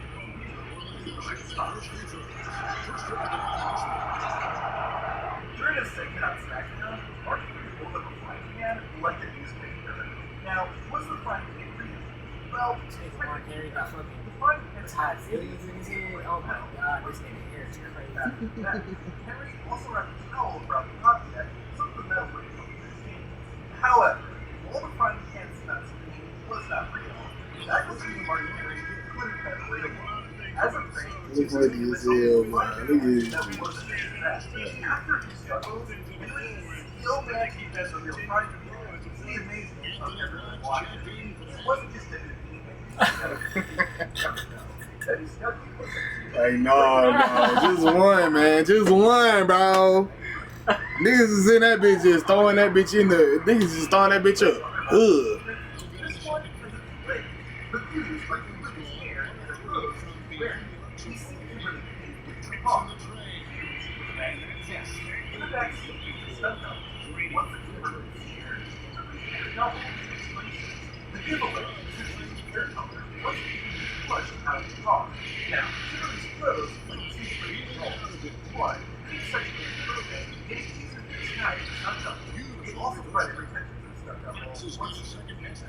Now, Kimber was a wrestler, so it makes sense why she has help. However, some stunts were so dangerous that even wrestlers have to use a stunt double. For instance, at the Great American Bash for 2000, Steve Van Hero made a huge fortune. As you can probably guess, the way to win was sending a opponent to the fighter. In the final moments of the match, Steve Van Hero stood on top of the set and he was fighting. The lights suddenly went out. When they went back on, the camera was out. And Hero then set the stage on fire, and the icon fell to a foot below. But that wasn't actually Stick.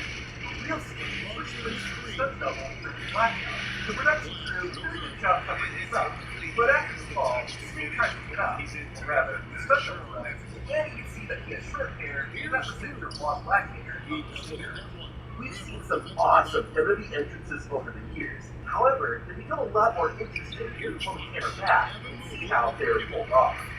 The Undertaker knows how to make an entrance, especially at WrestleMania. One of Dead Man's coolest introductions was at WrestleMania 29, with a group of fans rising from the ground. Because of all the fog, it's difficult to see what's actually going on, but thanks to videos from fans who were there, we know the truth. There was an opening created on the floor of the stage. That's where the Undertaker and all those hands came from. To prevent viewers watching on TV from seeing this, WWE kept showing wide shots until the fog filled the stage. Now, who do those hands belong to? Booking.com has all kinds of stations, laid back beach houses like this.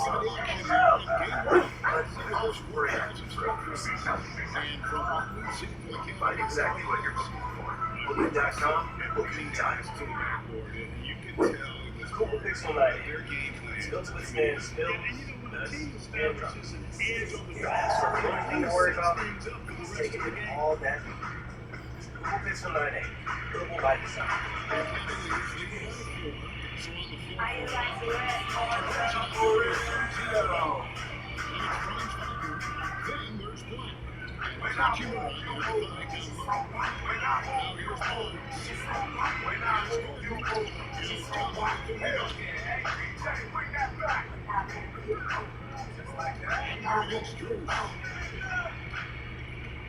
You know who sells more euros than anyone else in America? They have a $7 euro meal right now. That's a 5, 4, 3. It's all these. We have the beats. Well, it was actually other wrestlers like Xavier Woods, Sami Zayn, Ascension, and many others. To keep their identities hidden, WWE had to wear black or red bodysuits. When he first appeared in WWE, Bray Wyatt had a distinct way of letting fans know what he was about to make his entrance. Wyatt, along with Wyatt family members, walked slowly to the ring with a lantern in hand. I hate to break it to you, but the lantern is unfake. Well, at least one of them is. The lantern that appeared in the video was real, but the one that Bray brought to the ring wasn't. The ring lantern was electric with a switch on the bottom. You'll notice that Bray Wyatt always puts his other hand underneath the lantern when he moves it out. That's because that's where the switch to turn off the lantern is located. However, you'll see in the backstage video that Wyatt did not touch the bottom of the lantern because it was the real thing. There are a few reasons why WWE took the lantern when Wyatt was walking towards the ring. The main one is that using a real lantern with a real flame wouldn't be great enough inside of a massive arena. Additionally, there's always a chance that Bray wouldn't have been able to blow up the flame on his first attempt. Imagine how embarrassing and damaging it would be to his character if the flame did go out when he flew.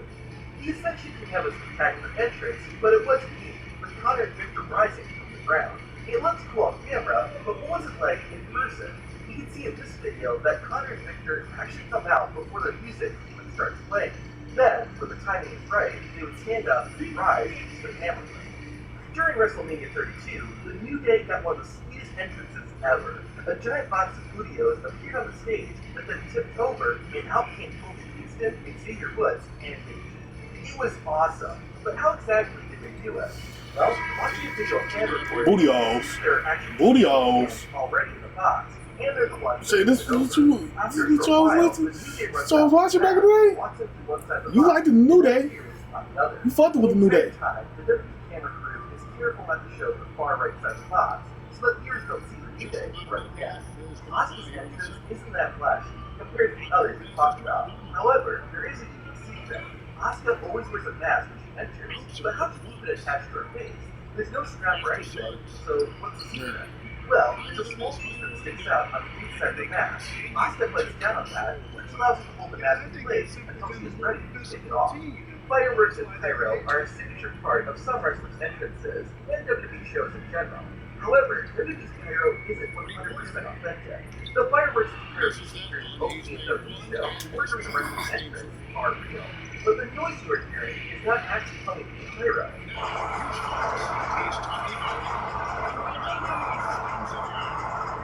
In addition to the actual pyros, WWE also uses what are called concussion pyros. But concussion pyros just make noise and no explosion or blast.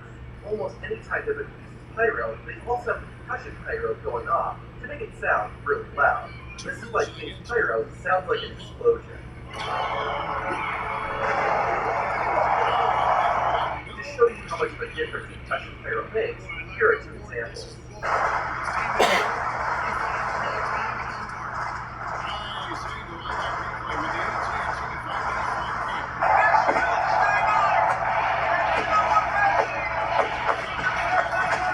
In a rare scenario, WWE once had a wrestler enter with just concussion pyro.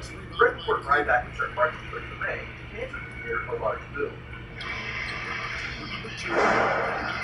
Some fans thought there was pyro happening off camera, but as you see in this video, that isn't the case.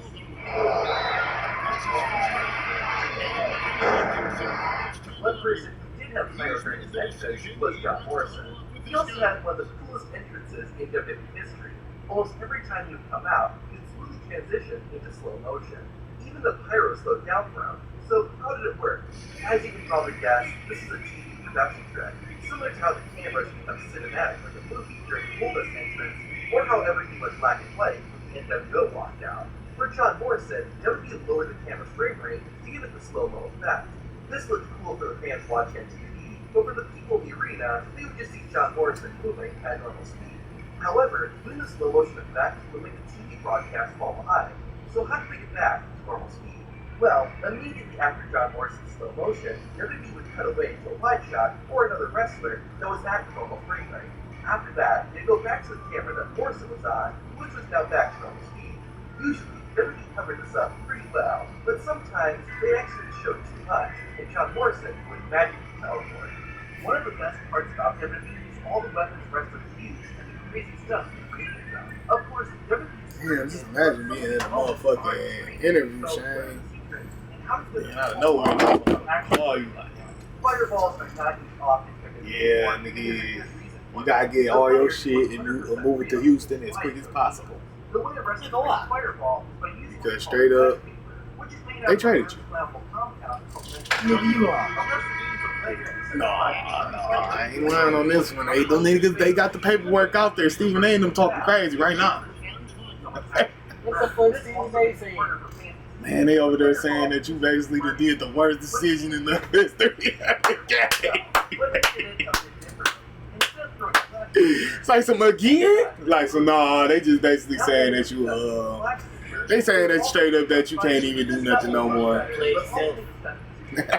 You can't even do nothing no more, so you trying to get on teams with other niggas. No cap! No cap!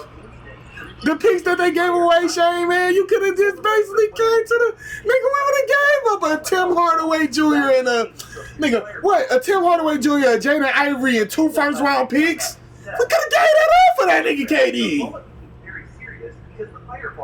Nigga, what you telling? What you mean? Shane, I'm kind of hurt about that. Like what they just got, like I mean, we ain't just trading K. I would say that. If y'all think straight up that Jalen Green is y'all K Cunningham, then hey, that deal was off the floor. That deal was off the floor. There's no way in hell that we was trading K Cunningham. Doesn't that don't even make sense. Like y'all might have insecurities with y'all star player. Y'all got insecurities, but we don't. As I said, They be having insecurities like a motherfucker. They start players and shit. But you know who don't? The boys. Let's go, y'all. Second round. We're going against the Pistons again, bro. We got to beat the Pistons. Now, this was a real change, but the game and the animal did something very clever to prevent anyone from getting hurt. First, let's use the people by the announcers people. Then, when Triple H changed, hit the people first, which took the front of the impact. With some clever handling, it looked like Triple H with the full force. Speaking of Triple H, the game is synonymous with sledgehammer. The spiritual assassin is the weapon, but most is given Oh my God.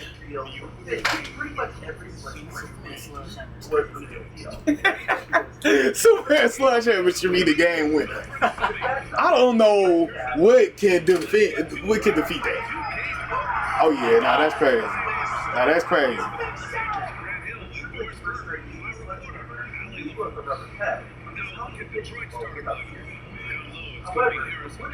Now that bitch was crazy.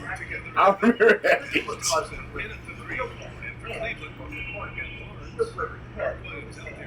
Yeah, by the time we seen that bitch, it was never for sure. Oh my god. See, why the fuck would y'all? Oh my god. Why don't use that no more?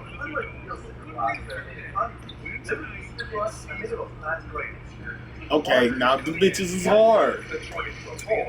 Like Shane, we will use them bitches. Niggas will literally go out there with the center blocks, nigga.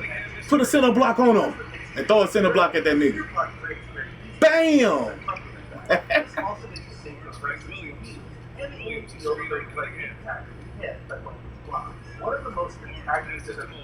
Oh yeah, glass, breaking through glass, but you know, I ain't gonna lie to you. That Shane McMahon shit kind of like scared me on the glass tip. I ain't even gonna lie. That Kurt Angle shit. Hell yeah, like nigga. What if straight up, nigga, the glass is fucked up? What if the glass is fucked up? That nigga was throwing nigga. That nigga was not breaking.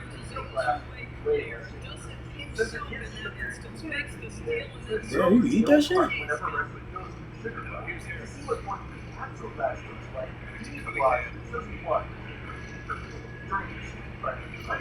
Oh yeah, this shit scared me so bad. Like, boy, he damn near killed Shane on that first. Nigga, god damn!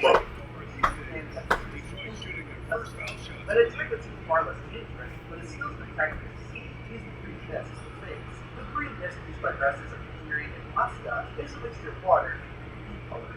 It doesn't hurt at all, and the rest of you takes them. Just pretend the disc is burning your face. Now, how does the green disc end up in a wrestler's mouth? Usually, the rest of them is sprayed. Yeah, that's to be the only thing that'll fuck me up, Shane. If that shit get in my mouth.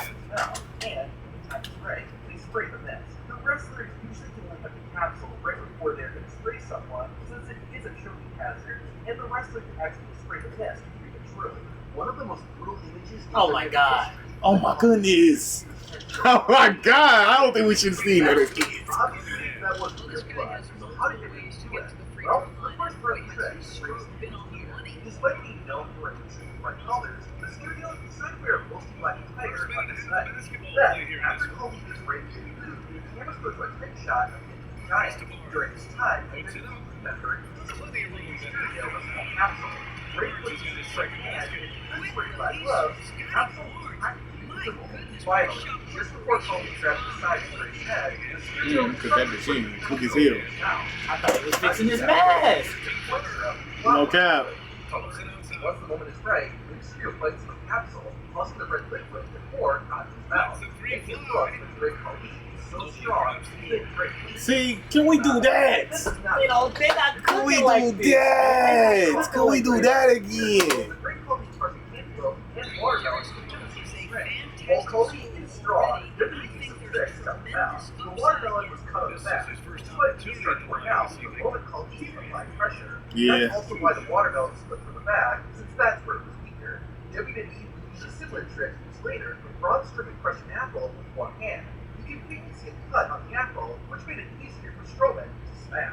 On SmackDown in 2009, Edge was hosting a show, The Cutting Edge. The Radar superstar was supposed to have Jeff Hardy as a guest, but things didn't go according to plan.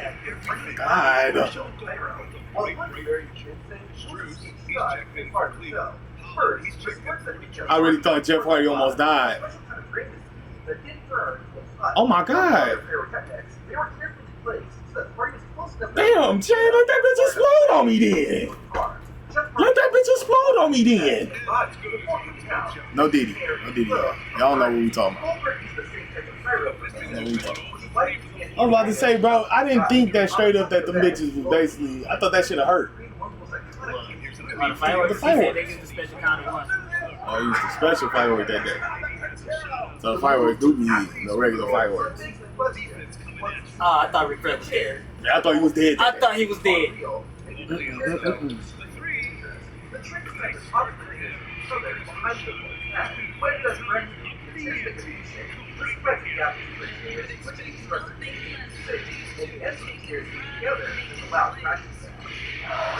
That shit was real.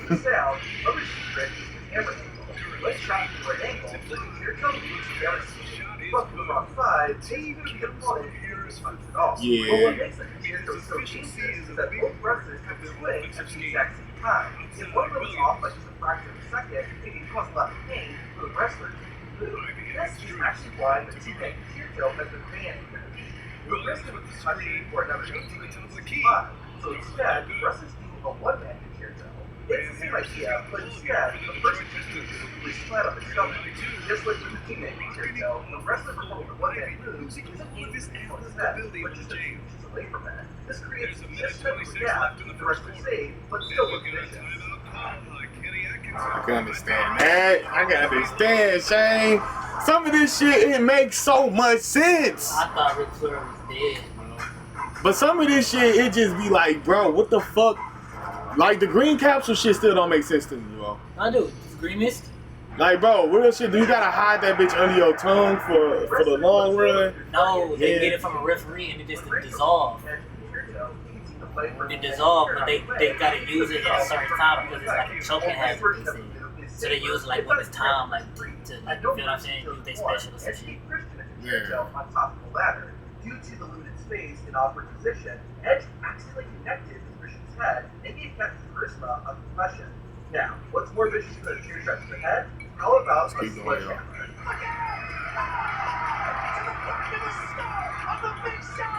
How did they pull this off without picture suffering serious damage?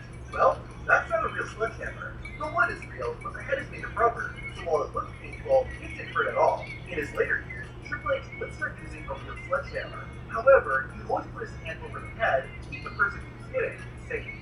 No WWE fan will ever forget this. This is good. Oh my god. Yeah, I remember that. Oh my God, I remember that. Oh man, I didn't watch that video Spoiler, live. this is all planned. So how did Boy, that shit was probably the hardest shit I ever seen on live TV ever in my life. I never thought that should've worked. Once Lesnar and Big Show got on the turnbuckle, you can see the equipment used to put bags on the floor earlier in the match.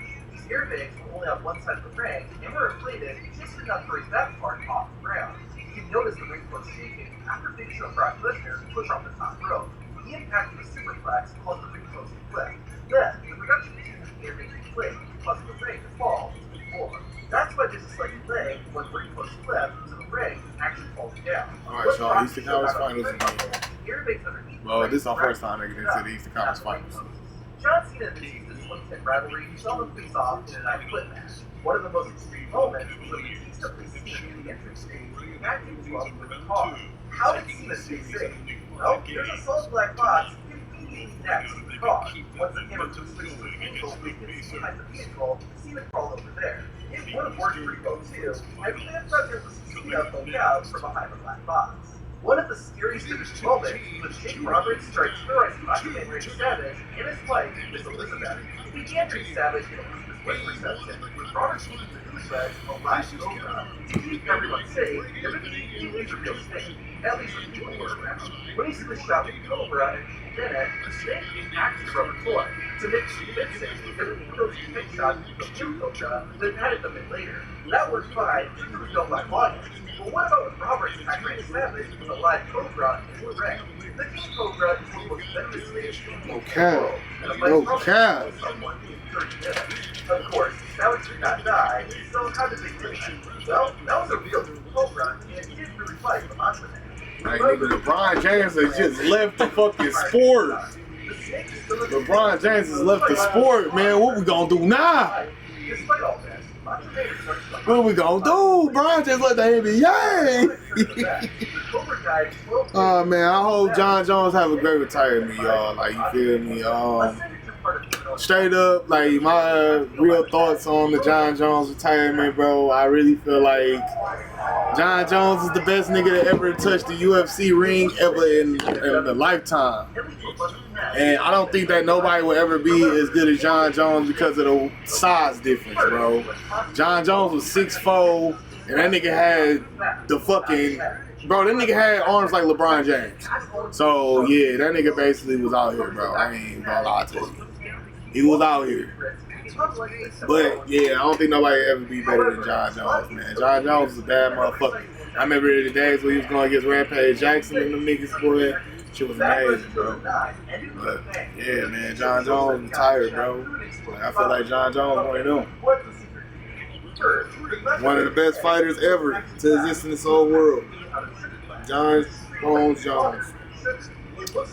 Hopefully, one day, probably get to see him again. You know, we get to see Amanda Nunes again, so maybe one day we get to see John Jones again. Shit, I hope so. But yeah, hey, I'm heard about the John Jones shit, though. I ain't gonna lie. I feel like straight up he can fight some more. Like, when do you think that the UFC should just start fighting?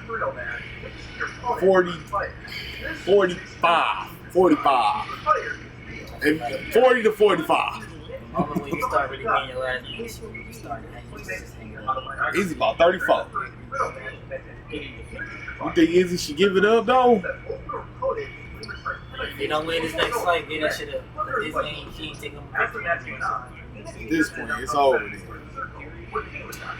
miss Izzy back in the day, man. I miss 25-year-old Izzy. 27-year-old Izzy.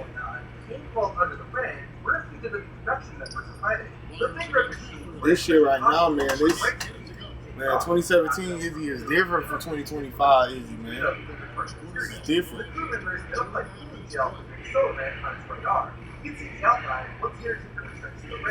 After that, the bigger machine was put into the place and the scene was on fire. Kane quickly walked backstage, and once the cameras were off them, the fire was put out. Then he didn't use the scene straight 2 weeks later when he God. in a drill match. Once the two were out of the ring, and he falls under the register. During that time, a production member would be like shells and release that. This is like Kane randomly stalled for a moment, but hopefully Well, I thought that shit was so real. I thought that shit was real. I thought that shit was so real, bro. When they showed the scars on his back, I thought it was real. Oh my god. I thought that shit was so real, bro. Definitely remember how the contest ended. Vincent Day was on stage and suddenly the whole structure fell apart, injuring the chairman of their team. Despite how real WWE tried to make it feel, he was all part of the show. But how exactly did they pull it off? Yet, whoever was hiding under the stage would just get latch. When the moment was right, the latch was pulled, and the platform the man was standing on collapsed. Likewise, special keepers in the giant LED sign were released when it was time for the board to come crashing down on the bench. All McMahon had to do was make sure he got before impact, and after that, it was all showbiz. On the lead up to the WrestleMania 21 match, Sumo wrestler Akimono, Big Show demonstrated strength that looked over and it was impressive, but there was a trick to pull off his stuff. SmackDown did not air live, so when Big Show went to push the key, a production member came out with a car jack to lift the vehicle. This raised the heat to a level where Big Show could more easily get over. You can see when the camera cuts away from Big Show that the vehicle is noticeably a few inches higher than in the last shot. One of the classic WWE moments where the wrestler goes to the barricade. Now, what are the tricks? First, WWE barricades are patterned from top to bottom to make them as safe as possible. Second, the barricades are all small individual sections that are put together. Before the big spot, everybody's production leader pulls the legs on the barricade section with the rest of the heads. This causes that part of the barricade to go down and keeps the rest of the barricade standing upright. There's more to it though. More often than not, wrestlers will break the use of the barricade to get to the tiny area. This is so fans don't get in the way, racks don't have to carry it over. However, when WWE wants to have wrestlers break to the side of the barricade where fans are, they don't allow real fans to sit in that area. Instead, the company uses extras, typically local independent wrestlers, not inside of WWE. They know what's going to happen. Not only does this keep the fans safe, but also gives the exact reaction WWE wants. When Mark Henry slams Sheamus to the barricade, you can actually see a gun LA knife in the crowd. Another classic WWE spot is breaking through the steel cage. These work similar to the barricades. WWE keeps one part of the cage where it is, will be held by using breakable pieces. The wrestlers also purposely avoid interacting with that part of the cage until it's time for the spot. In fact, these links are so easy to break that the cages are fall before the wrestler touches it. As seen through this legendary spot, Bobby Lashley and Umaga. One of the most bizarre matches in WWE history was the Eye for an Eye match. Seth Rollins and Rey Mysterio fought a match where the goal was to gouge their opponent's eye out. Rey lost. However, he still has two perfectly working eyes today, so how did WWE pull it off? When Rollins was pushing Mysterio's eye into the step, Rey had his thumb placed between his shield and his right eye. This allowed Rollins to really try to match the short into the steel step with no fear of actually injuring Rey. The camera angle helps sell the danger. You can't see Rey Mysterio's thumb protecting him. Finally, to complete the illusion, Rey Mysterio placed a fake eye on top of the real eye to make it look like the organ had popped out. A wrestler going through the ring is always an awesome spot, but how is it done? Former WWE wrestler Dean Ambrose, aka John Moxley, revealed in his autobiography that there's always someone under the ring at every televised exhibition. This person takes the table, makes your weapons at the right spot, clean out your entrance, and more. Before wrestling, He was an active shooter in Wayne's church. Active shooter in Wayne's church. Wayne's church. In the Wayne church. What the fuck? Why is niggas in that bitch? Why is niggas shooting in the fucking church? That's the real question. Like, bro, I didn't even think niggas brought straps to church. Why you bringing sticks to church? That should be a rule. That's an unwritten rule. It should be a rule. The Raiders superstar noted that as soon as he landed on the mat, crew members under the Go, ring VJ. This is because of I'll talk about fire VJ. that disappeared shortly after the spot. However, because of the flames, smoke filled under the ring. All the crew members came prepared for masks, but Edge didn't have one. This made it difficult to breathe, and the Raiders superstar was coughing until he could finally leave the ring. One of the biggest OMG moments was seeing 77-year-old Big Gunn powerbomb championship, the table. y'all. It was a high-risk stunt, but some safety precautions were taken. Second year, we in the championship, y'all. Crash mat, which cushioned the landing. Bubba Ray also took the brunt of the impact to keep things safe. Immediately after landing, We made it to the championship, y'all. Signaled that she was okay. During every contained actions, unlike his know what he made in the first, well, there's actually signal presses in each other in order to try to get the right. The wrestler on the ring I feel like we got an all-around better team. their woman is down. Some signal wrestlers have to take hands, but when a problem is tough, that's a signal. There are many other signal wrestlers who make their matches, some of them different ways. First, let's see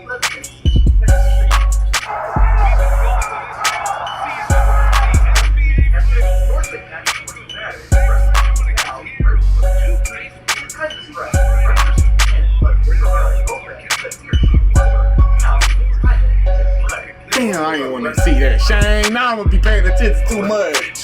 Another signal that wrestlers didn't count was the use of their hands on their because using the power of the wrestling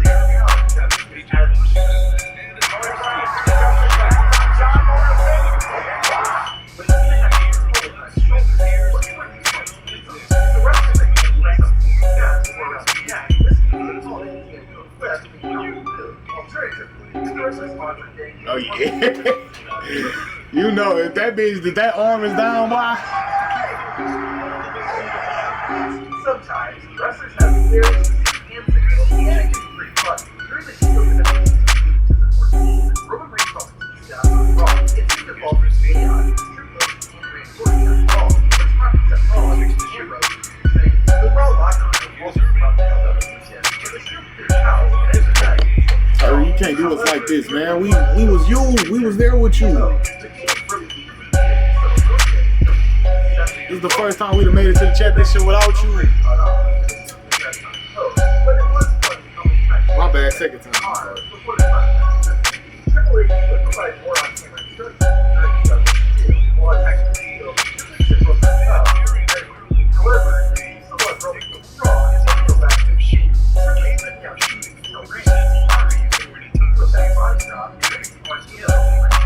It looked flawless, which shows how professional the are. Now, speaking of Randy Orton, the Blade Brothers singer can't see the full sister matches. Watching Stevie Lips and Stevie knows they can play. Turn the table, my lord. Always peep the clap, though. Of course, the first clip, Randy's sister, Georgia, was unsuccessful. I know you about to do that. That makes me sad as fuck.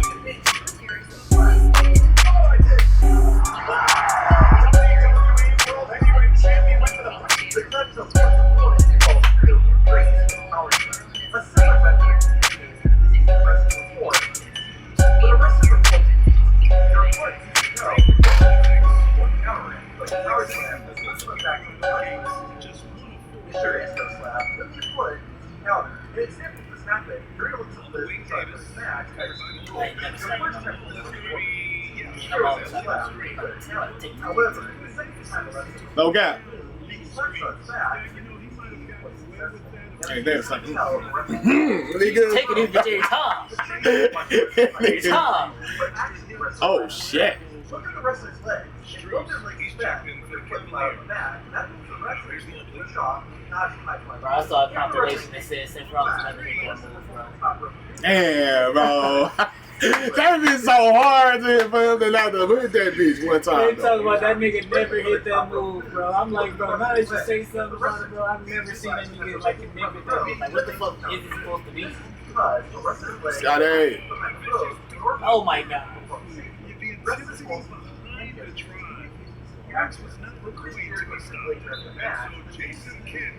See, that's me right there. Nigga, he ain't do no tap, no nothing. It's just that DDT guy. Taking his DDT every time. Raw was about to fall in the air, so Dean Ambrose made a single to Cena to speed things up, really now 6 minutes left. At WrestleMania 22, right before Shawn Michaels did as a failed double drop from the ladder, the referee squeezed the man's leg, but the loss was the Yeah, I remember I think that. that was the first WrestleMania, bro. Did it? Yeah. What WrestleMania was that? 22. That was the first one. Like 22 was the first one. Upstairs, bro. So who was that first one? Oh man, bro. Till our kids about that. Yeah, yeah. 22 was that bitch. It was a nice time. We were to WrestleMania for the Big first time. time. Yep. Big time. Yeah. See, yeah, that's what it's gotta be, Shane. It's gotta be an upgrade, you know.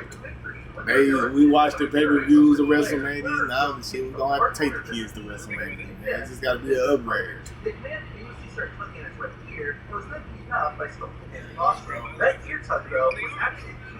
I remember that one time I had a chance to go, man. Man, you had a chance to go to the WWE match? I had a chance to go to WrestleMania when it was in Detroit. Ooh, you had a chance to go to WrestleMania in Detroit. Oh, you didn't go? Because Chris Brown was like singing to him back. Okay. I get it. I get it. I get it.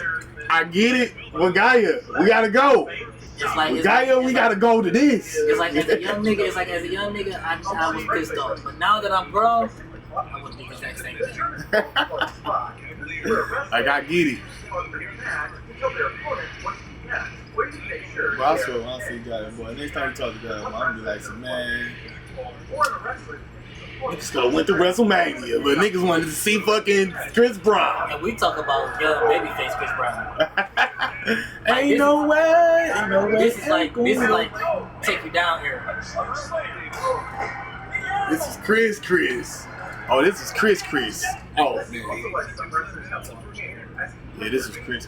I ain't even gonna lie, Shane. He wasn't going to that WrestleMania. Like, this is Chris. This Mr. Ain't been in here 15 minutes, got a pocket full of good shit, she just wanna be. Like, bro, that nigga. That was Chris right there.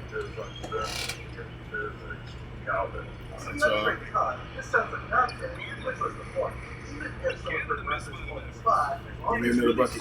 you would just stop the game. As the scripted nature of wrestling, Ain't no particular one, let's give me so the most wrestlers today don't know how to do that. In some rare cases, Where? you actually see a wrestler commercial with their talent on live TV. In 2013, Chris Jericho began a feud with the debuting Fandango. After Jericho lost a match to Dolph Ziggler on Raw, Fandango attacked Y2J. Fandango then went outside to grab a microphone, and Chris Jericho guided him through it. Being a pro, Jericho knew that Fandango had to pause before talking, which is why Chris told him not to say a word. Once the moment was right, you can see Jericho give the signal by tapping Fandango on the leg. It's Fandango! WWE referees also have their own secret hand signals. After wrestlers perform or get special moves, like going through a table, the referee will check on them. Well, it looks like the ref is just talking to the wrestlers, they're actually putting their hand in the wrestler's palm. If the wrestler squeezes the referee's hand, that means the wrestler is okay. After getting squeezed, the referee will raise the Okay, yeah, I seen that. In terms of backstage personnel, Oh, that's shit, my bad. okay. If the wrestler doesn't squeeze the referee's hand, the ref will make an X sign with both of their arms. This lets the producers and doctors know that a wrestler is getting hurt. In some cases, the injury is not Damn! in addition to the wrestlers and referees, WWE production crew members will use their own hand signals to communicate with talent. This is featured Chris Jericho's iconic WWE debut in By the way. 1999. While posing on stage, a crew member's hand usually flashes behind the curtain gives Jericho the signal to move around and talking to WWE cameraman to use too. The camera operator will give wrestlers cues with a broadcast on touching so the talent knows when the user pose or perform a specific action. Since WWE camera operators have headsets and communicate directly, Oh. the cameraman is something That's why, yo. something is wrong. They gonna be able to keep hearing doing that shit, though. I already know. That's the one.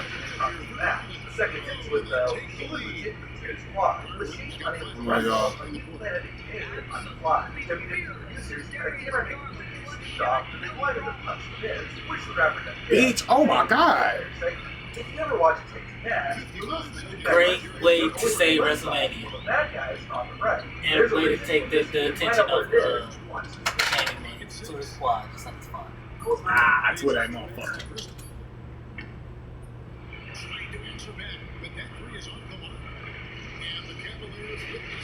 I know, man. I be looking to see my shit right there, man. That's so nice. My boyfriend. I'm not taking anyone right now. Guys are chickens. Why did Rockford just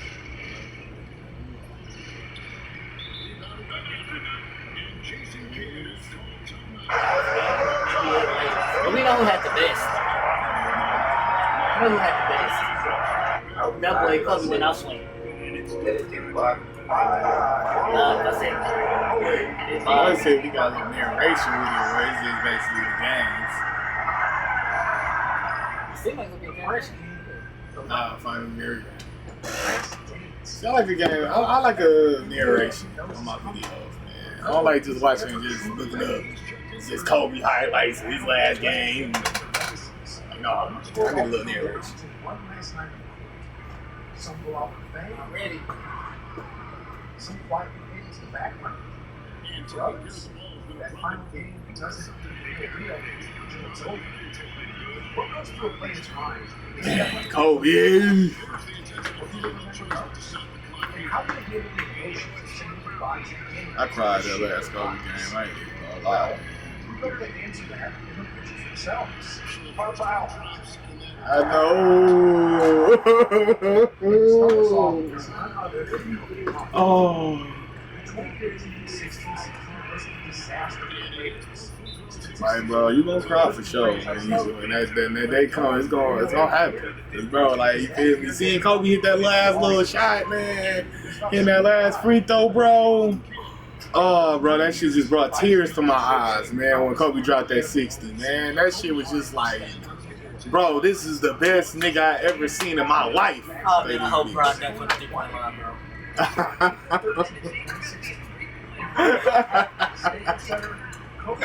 He might just do it. He might I hope just he do do it. it, bro. He might just do a 360 done for the end and shit. Bron got to drop 100 points, man. Fuck it. Fuck it. Bron drop 100 points for the end, No, nigga. nobody shoot the ball. You get the rebound and give the ball to LeBron. I swear to God, if a nigga fucking play defense on Bron this game, nigga, we hit the nigga in this Everybody shit. on this team better go 0 for 0 this game.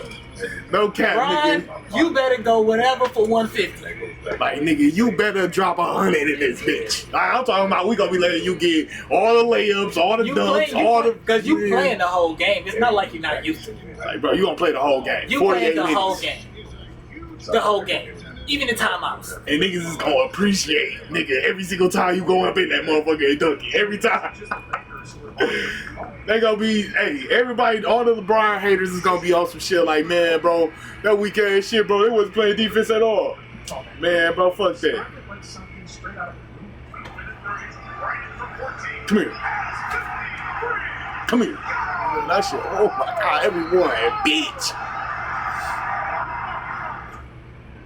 That shit was so sad, bro. 5-year price guarantee. You get 5 years for the most. I will agree. Kobe did take a lot of shots up there. Oh my God. Every single time. Oh, fuck. That nigga literally, every single time he went down the court, nigga, it was, oh yeah, Kobe, take that Pass motherfucker. that bitch to Kobe and give it to him again. I'm gonna fuck the whole team on it. Niggas is just hitting half court shots now.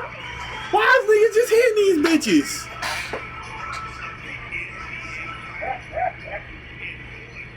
Like, bro, why is this nigga just hitting this bitch?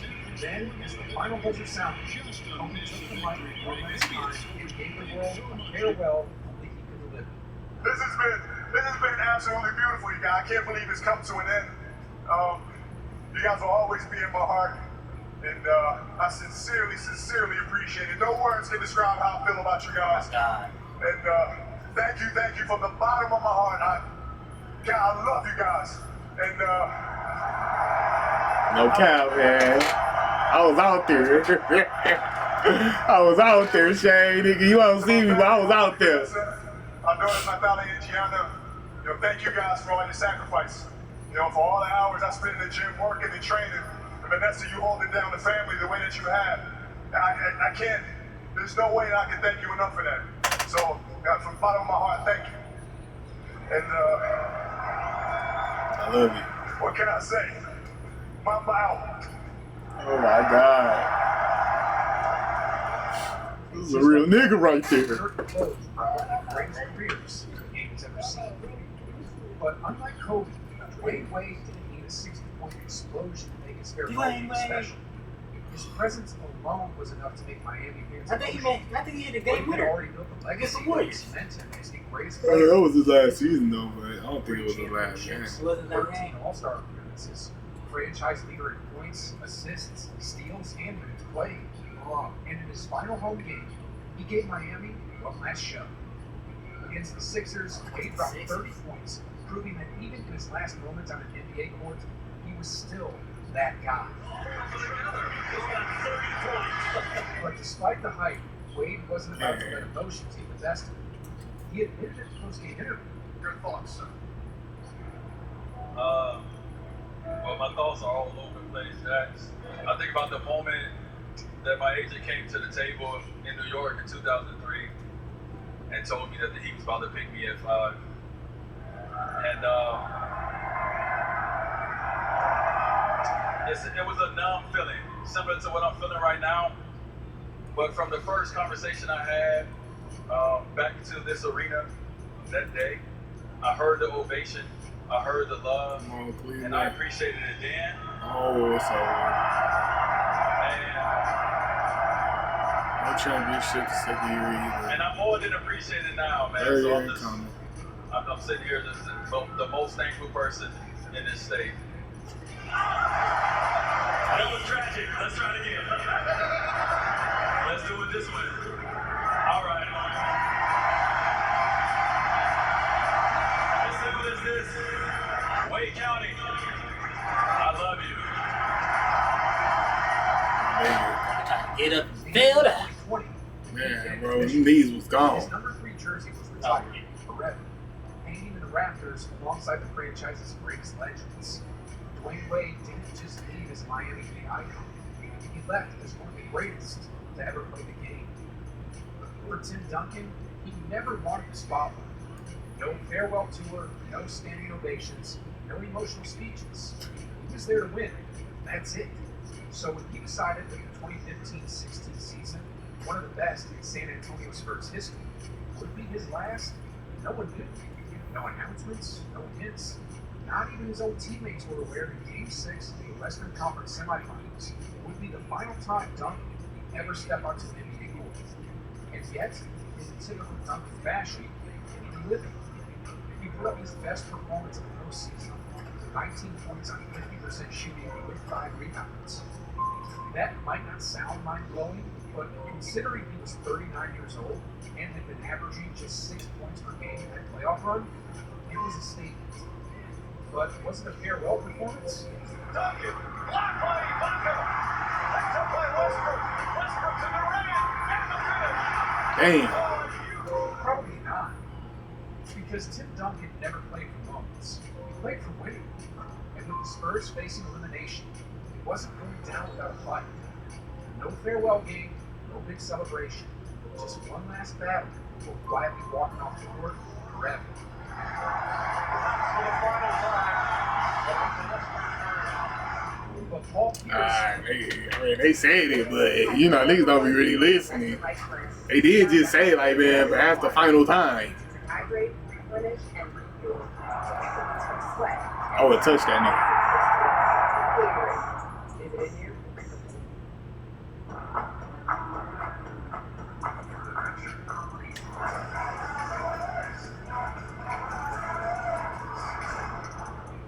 What is this place? Hey, this is up good. You were the last to see the Wizards live. Welcome to the day. Light them up now! A crew of pirates is here.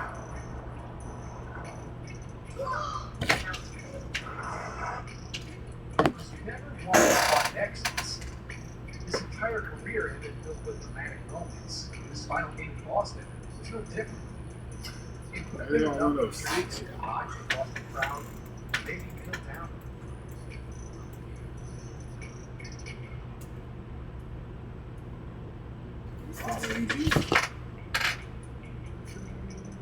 His only weapon on it Yeah, everyone is crazy. disappearing into the This tunnel. nigga gone. That Oh, we got that on contract. Instead, he did what he always So did. we got With 11 seconds left, a little bit of everything, y'all. A little bit of everything. The depth is there. The depth is One there. last 3-1 TV guard. Aye!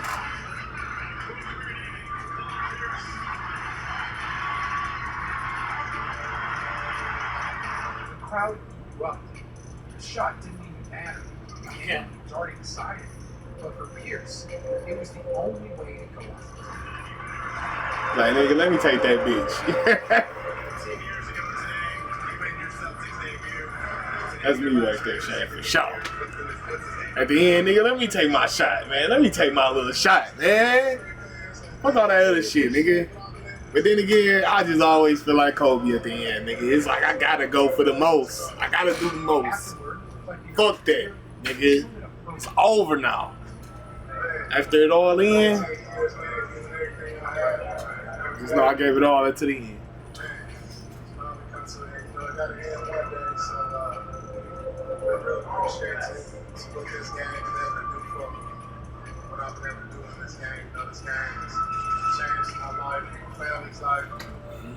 Traveling around the world, going to places I never thought I'd be in. who he thought a kid from Inglewood was. Crowd though, and he from LA, so kind of heat that he played for the Clippers. Travel's world, being an inspiration to a lot of young ball players today. You know, so Just like that, the truth left the court for the last time. However, not every legend gets the story again. Some go out dropping 60 points, others barely get a chance to leave a mark. For Shaquille O'Neal, his final NBA game wasn't just quiet, it was non-existent. No points, no rebounds, no Damn. assists. Damn. Just 3 minutes and 31 seconds in a Game 4 semifinals loss to the Miami Heat. Oh, to Brian. But by then, Brian the terrible. injuries had already taken everything from Shaq. The dominant force who once shattered backboards and only entire franchise. Like y'all, man, if we get Josh Giddey, we can really win this bitch, bro. That season, It's like Darius Garland, I understand. But Josh Giddey younger, and yet, saying overall he might go up somewhere. out amongst Josh his Giddey time. his career left behind a legacy no one could ever forget. And for Michael Jordan, his final game wasn't a championship moment. It wasn't a buzzer beater. It wasn't even in a Bulls jersey. It was April 16th, 2003. A 40-year-old engine suiting up for the Washington Wizards, a team that wouldn't even make the playoffs. The Wizards lost by 20 points. Jordan finished with 15. And yet, it was still a moment. Because when MJ walked off the court for the final time, the entire Philadelphia crowd stood up on their feet, roaring for the man who changed the game forever. Surreal feeling right there, bro. I would have been literally in that bitch crying. It's the best nigga of all time. The Sixers intentionally fouled. He's the best nigga of all time. Me knowing Bron come right out of high school like this. I'm knowing Bron coming right out of high school. Looking like, bro. Look at that. I know Bron coming right out of high school in a couple months. In a couple months. Bron's about to graduate high school in a couple months. He's about to get literally drafted in a couple months. Hey, why are you saying that a young nigga? Well, they would literally hold you back in the day, Shaq. Why would you say a young nigga that haven't even stepped on a fucking NBA court would be on the same level as a fucking nigga that, man, that's Michael Jordan? Boy, stop it. Who got the last laugh?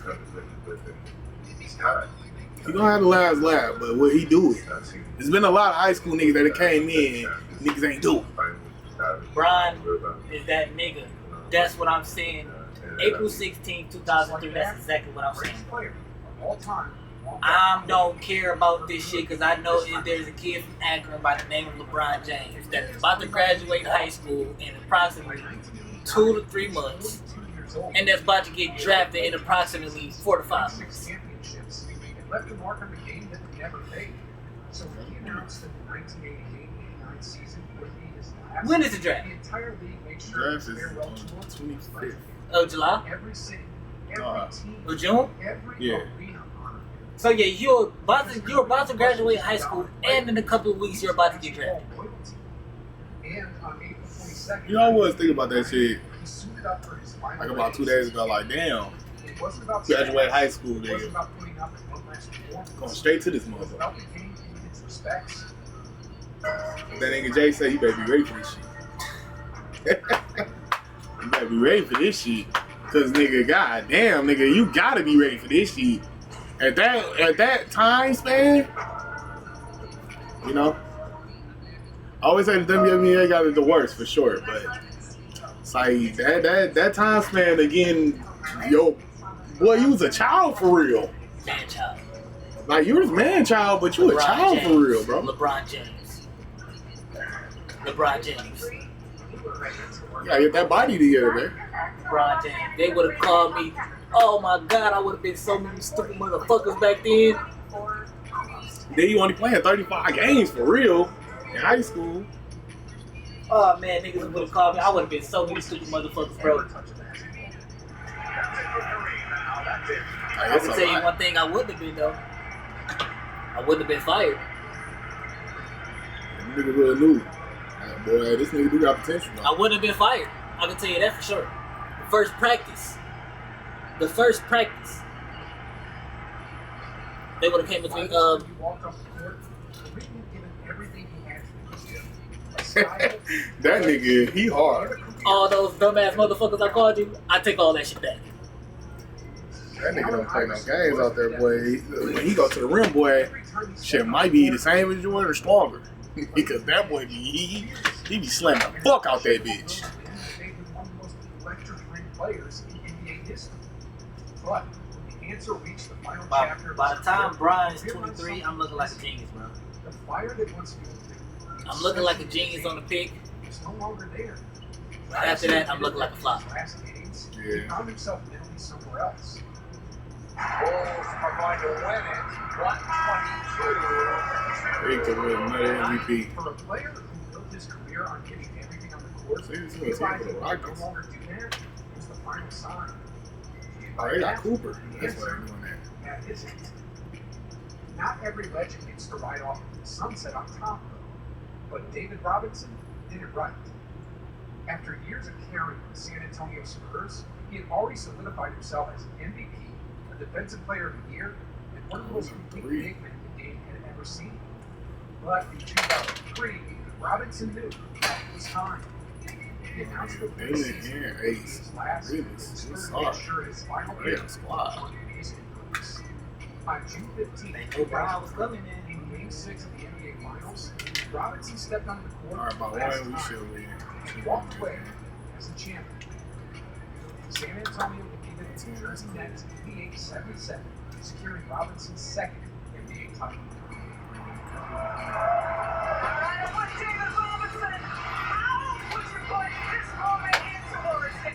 He put up 13 points and 17 rebounds, proving that even at the end, he was still full of steam.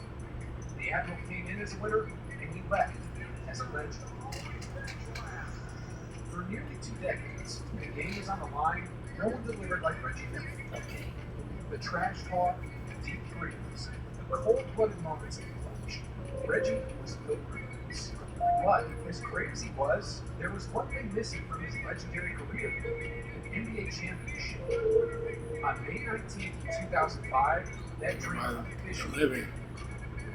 in Game 6 of the Eastern Conference semifinals. Whoop they the ass. Pistons defeated the Indiana Pacers, sending Reggie home for the final time. As the final seconds ticked down, Pistons head coach Barry Brown did something classic. He called a timeout, not for strategy, not for a play call, but to give Reggie the moment he deserved.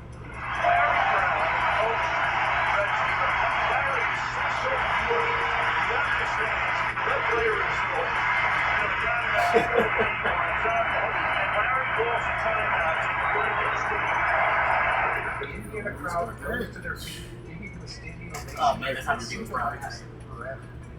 Well, I feel we have the best fans in the world, and for 18 years, this has been my second home, and they truly supported me, and as you can see with Nolan leaving, it really shows how great of fans and what a city this has been. I've grown up here, I've worked my heart to Eastern death here. Conference Finals. It's a class organization here. Reggie never got his ring. He never got the story for him. But in that moment, he was celebrated like a champion. Some legends go out with one last masterpiece. Others Another one. Another Detroit Cavs matchup.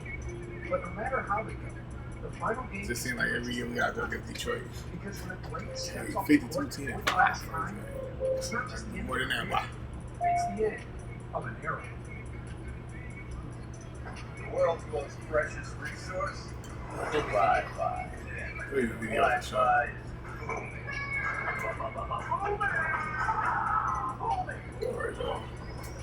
Wi-Fi, Xfinity.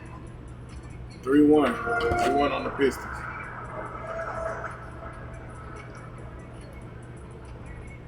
Oh, yeah, we gotta keep on balling. K got 2 50-point games this fucking this series. Oh my goodness. And we make it back to the finals. Versus the Rockets, of course.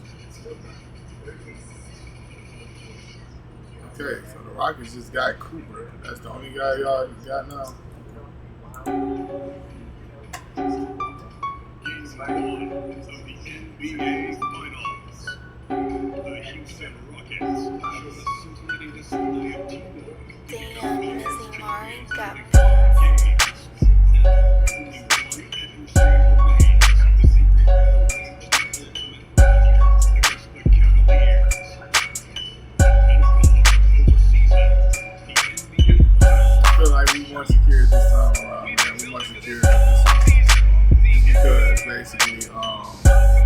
Damn, man. That nigga's 72 and 10. They got the best team for sure. You gotta really show up. I think we secured it though, because we got the niggas that can play defense. And nobody really injured for real. Mike Stotts, but man, Max Stotts ain't starting. So that really don't matter.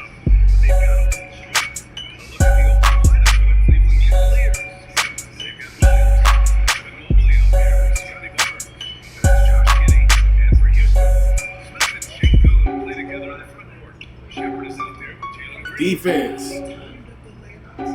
Like, boy, I knew keeping Scotty Barnes was just a great idea, bro. When I got him, I'm like, bro, this nigga is literally gonna be a great piece on our team. He's been a great piece since he's been playing small forward.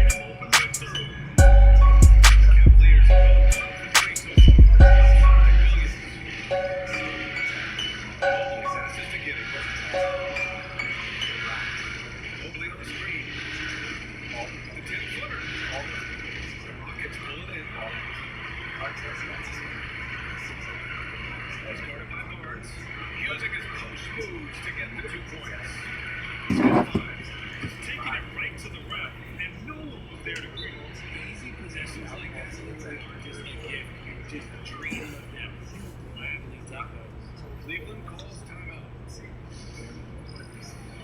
Houston making a change here. Thompson's checked in. During the playoffs, the NBA leaders in shooting from the floor. Mark Williams is second. In the third spot, Aaron Gordon. They've been both taking great shots. That's the efficiency you want in the postseason. Here in the first, just under 2.5 minutes played so far. Bro. Green covering, and he was Nigga, that's a... the act of shooting, so he'll take 2 free throws. Like, bro, that's a goaltender too, for real. That's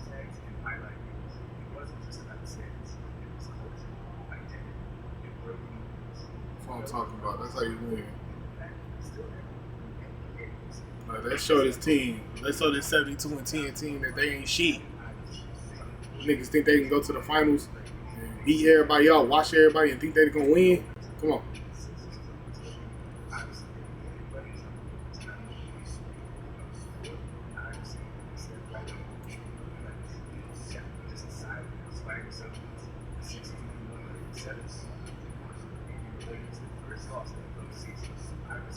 That's what I'm talking about, y'all. 2 in Houston, man. We looking good. We looking good. 2 in Houston. You my little boo thing. I don't really give a fuck what you do say, girl. I know, bitch. I know how. Tell them I'm next. Tell them I'm next. I know. Come on, we gotta win 1 in Cleveland, though. Come on now. Like, don't play like that. Like, nigga, we win 1 in Cleveland. You feel me? We coasted out. Coasted out. It's a 3-1. This gonna be our first championship since LeBron James. It's been a cold 2 years. Always been a cold 2 years. But can this be the year?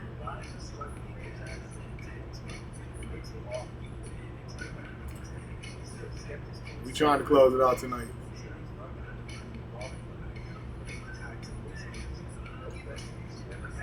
Closing it out.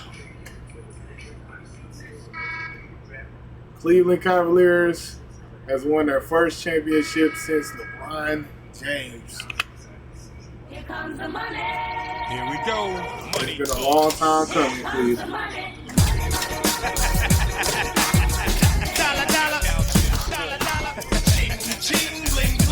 We actually did it with Mobley. We had to lose their drivers, but I felt like straight up. But when I watched them, I didn't see the defense that I wanted to see. But hey, trading for Josh Giddey was probably the best solution that we had. We are NBA champions. Success in my blood, call it homegrown.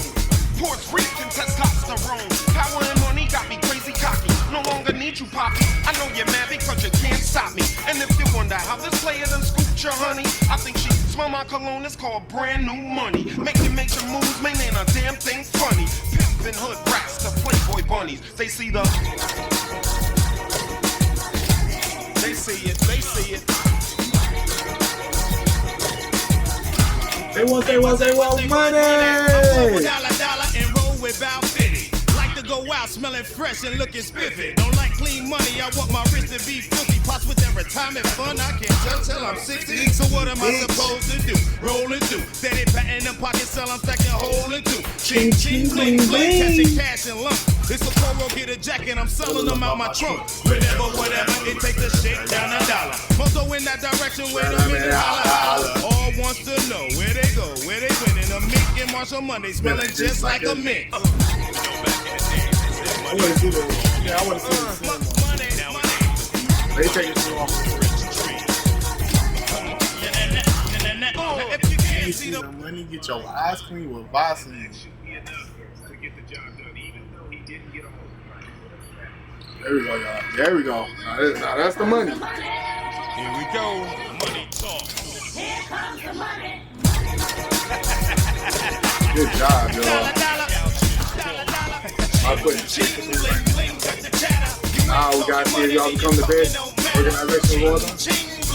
Can this be the best simulation? Y'all have to win 3. I got 2 teams with 2.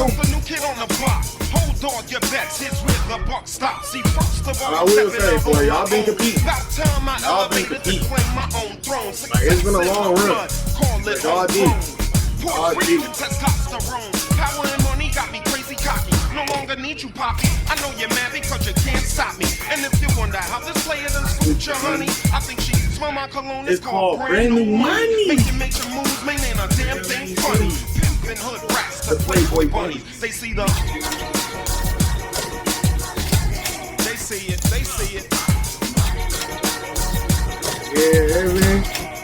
Say what? Money. I'm global dollar and roll without 50. Like to go out smelling fresh and looking spiffy. Don't like clean money, I want my wrist to be filthy. Pots with that retirement fund, I can't tell till I'm 60. So what am I supposed to do? Roll and do. I ain't got the MVP Ching, ching, bling, bling, catching cash and lump. It's a Coro, get a jacket, I'm selling them out my trunk. Whatever, it takes to shake down $1. Also in that direction, wait. He was the key.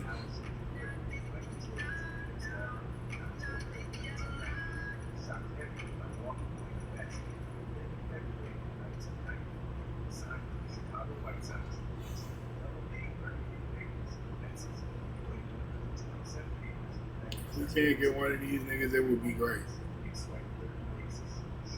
We're not giving up yet, though. We gotta win at least 2 championships, man. We're not really certified for it. Like, you know, we are certified. You know, we champions, but like, you feel me, nigga? Y'all done won that bitch on y'all 3rd year. So it's like y'all got 7 years left. I got 7 years left. Like, would y'all still win championships, or y'all just gonna basically bullshit for the next 7 years?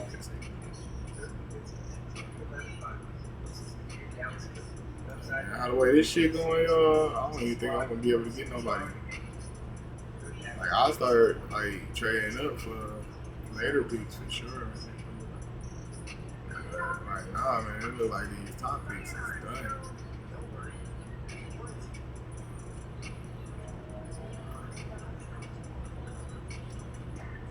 Shit, either way these drafts go, shit, these later picks do the job anyway. These bitches do justice. If you really think about it.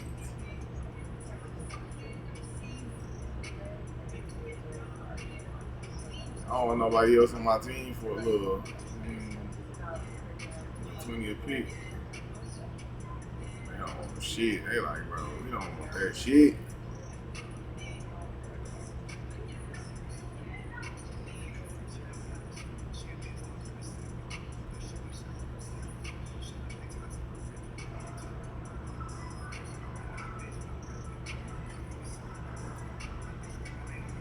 Alright, I'm gonna just stick with this 15 and 16 pick. Or 15 and 17. DP. AJ. Cam.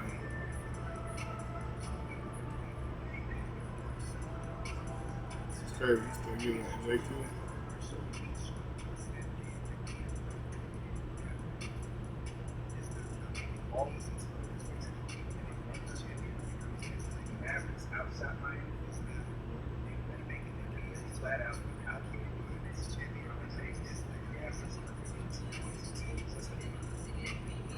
This jab is crazy.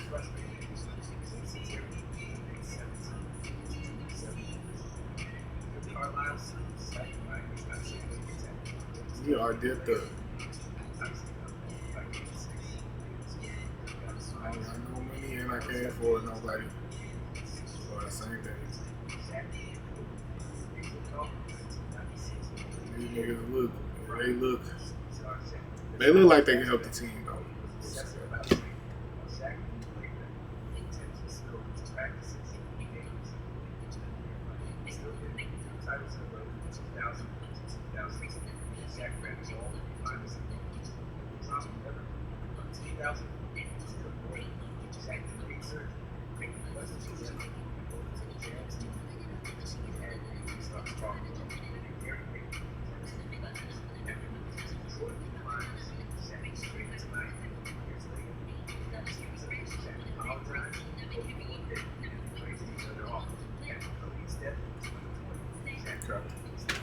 Next season, Josh Giddey stays the same. KJ goes up. CJ goes up 3. Barnes, say it. Got a lot of big men. Who I thought we'd be really looking at all these fucking big men. Who have thought? Yeah, Gordon gotta go, man. I swear, if you ain't young, bro, you ain't staying on the team, bro. You're not young, get the fuck off the team. I need all my young niggas to get the niggas.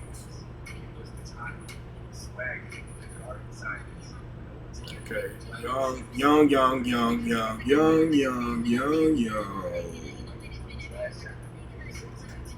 Old dog. I really just want to pick Shaw. I don't even want to.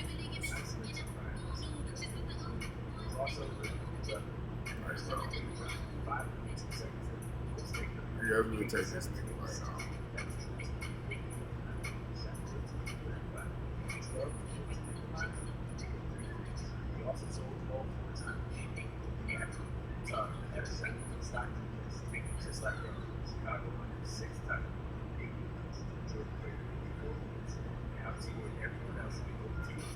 We really got so much debt, man. I don't even know why they ain't starting that nigga Giddey, but I guess it's for the team. It's for the right of the team. Ryan, I trust you. You got the best depth in the league to me. Like, when you look at an all-around team, bro, the Cavaliers is up there. The niggas got the all-around best team in the league. I'll talk about starters, great. Backups, solid.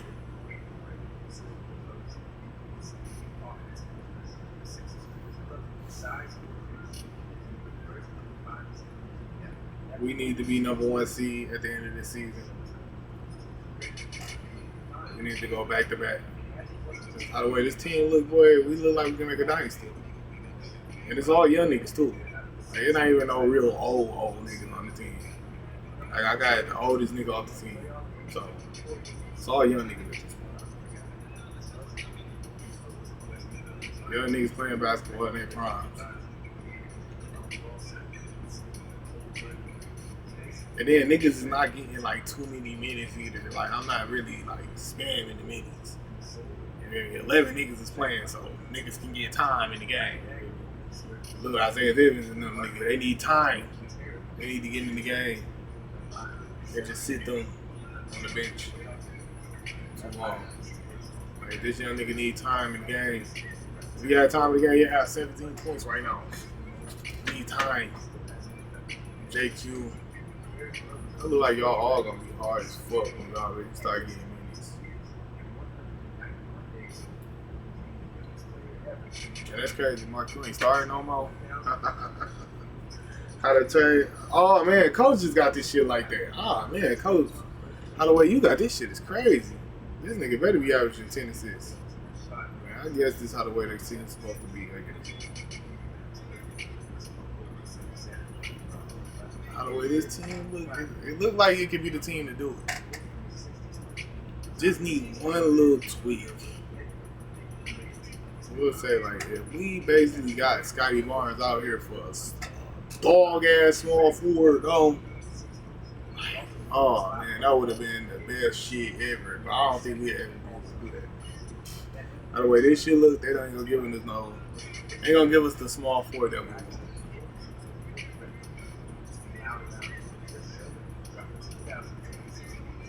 It's over, man.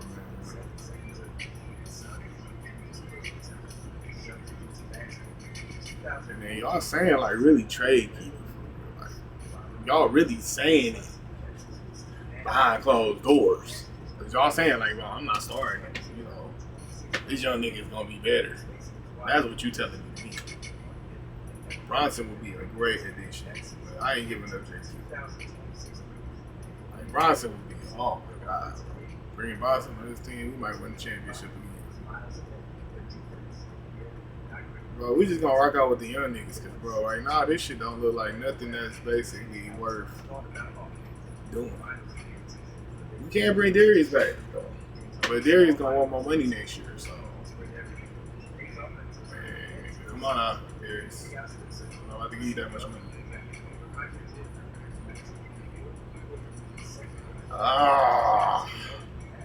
It's not nobody that I already look at and be like, so man, this nigga should be on my team. Except for Darius, for real. I'm not giving up my big man. We gonna have to do that. We got to do that, yo. We gonna have to do that.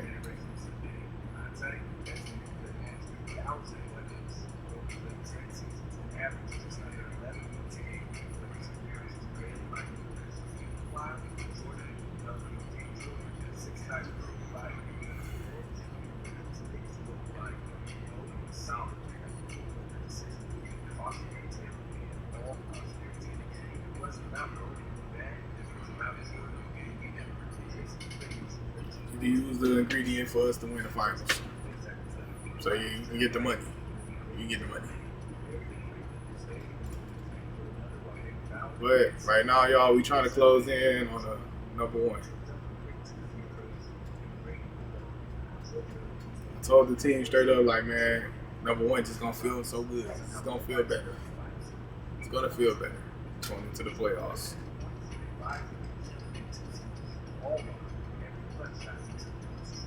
Like, boy, the best record since LeBron been here. Like, we doing everything the right way. That's why I feel like, man, this Cleveland team gonna last the long run because we doing everything the right way. Like, we keeping veteran support. Really not too many veteran support, but you feel me? We got niggas that's old enough to know straight up, like, oh yeah, this is my team. Toronto is first. Kyle Kuzma, Brandon Ingram team with a Grady Dick. I guess so. No, why? Why, bro? Is somebody injured? Oh, it makes so much sense. Oh my God. We had our whole backcourt was injured. We could have did it without the big man, but the whole backcourt injured. We got 69 overall starting that fucking shooting guard. Yeah, buddy. Yeah, buddy. That's how we lost. At least we know why we lost, though. Like, that's the big part about it. At least we know why we lost. At least we know it wasn't the whole team together and we losing like that. It was more of, oh yeah, this could have happened, but you know how shit go. I get that. Everybody is staying. Nobody's getting fired. Everybody hold on. We're about to go to the next year.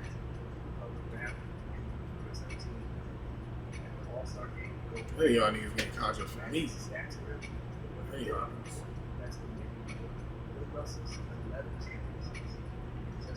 None of y'all niggas getting contracts from me. I like to look out the top 20 just to see exactly if there's somebody up in there for my team. Man, I told them niggas they wasn't coming back on my team. All the three of them niggas was on my team. Josh Giddey, I don't know what happened. What happened? What happened? You peaked out? Nigga, what happened? These young niggas taking over. Damn, man. Josh Giddey, you peaking out. And D.J. Wagner, you was a bust. Well, you just got to leave for real.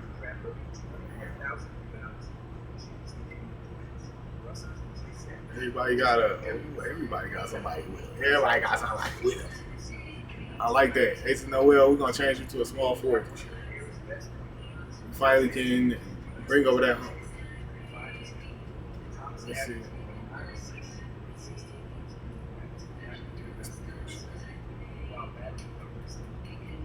So year 5.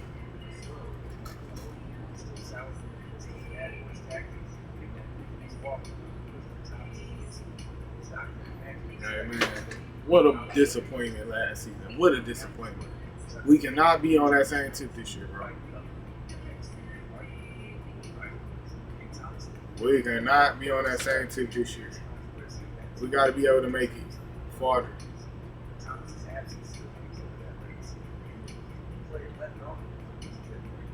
What we gonna do? We're gonna keep the same team. We just gonna switch Asa to a small forward.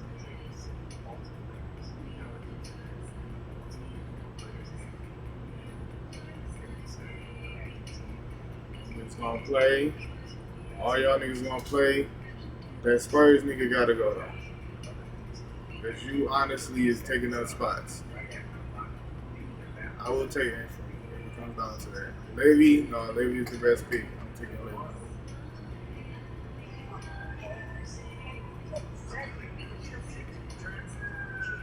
Yeah, many of y'all want JQ, but then again, it's cool.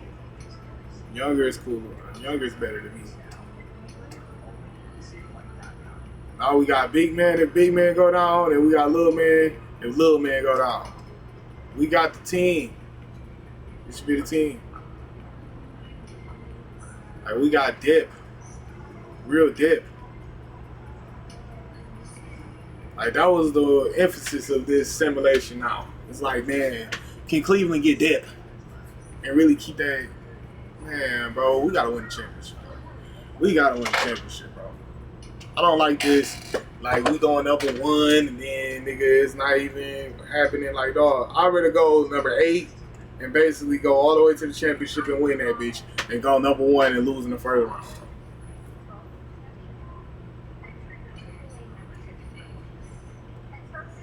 Like, but I hate that.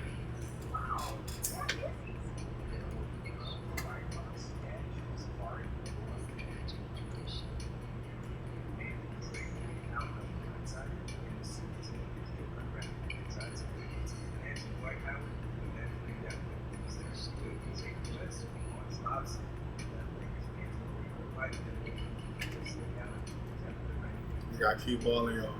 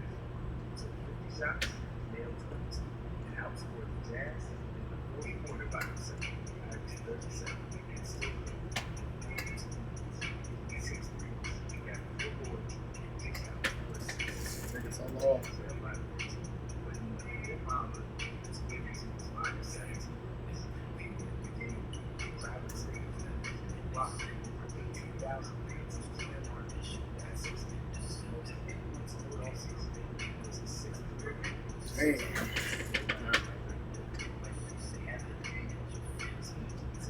Well, we know straight up, like, one of y'all niggas gotta go.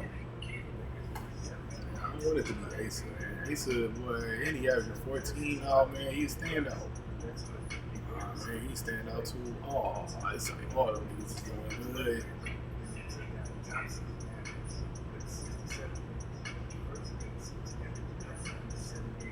That's it. Giddy gotta go.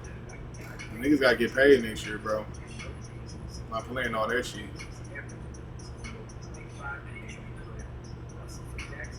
Scotty, y'all niggas making some bread.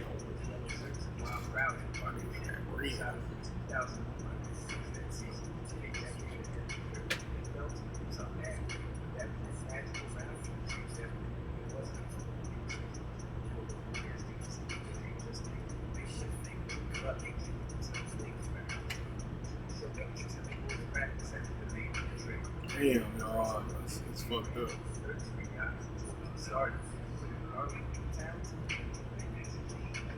He's just going to go in free agency.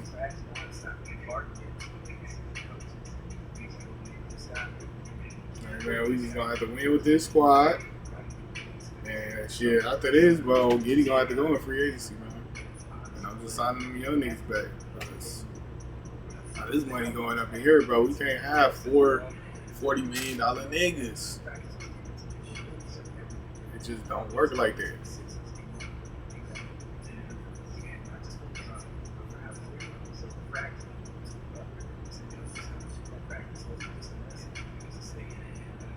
Niggas ain't extending. I'm not extending these shit.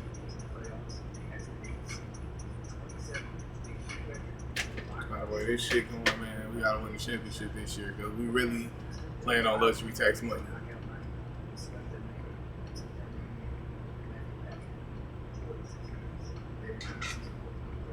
And if we don't win, then boy, we can't have one of them, you know, going out in the first round series no more. We can't have one of them. Victor wins MVP. I think he won all the units. I don't know. Ryan, hey, they didn't give it to me, but Ryan got it. So it's cool. It's like we got it. Hey, bro, you telling me we ain't got no top 15 niggas in the league? No top 15 niggas in the league, but we the best record in the league. Like, disrespect. The disrespect. Deja vu, y'all. Hey, we got centers. We got big men. Should be able to win this series. Good. Conquer them demons. We need to conquer them demons before we even have a playoff run. Damn, bro. Niggas be going down. I keep walking, man. Who we going against now? Trae Young and Cameron Boozer. That's a nice squad. I don't think y'all can beat this one. Now, Devin Booker, Hollow.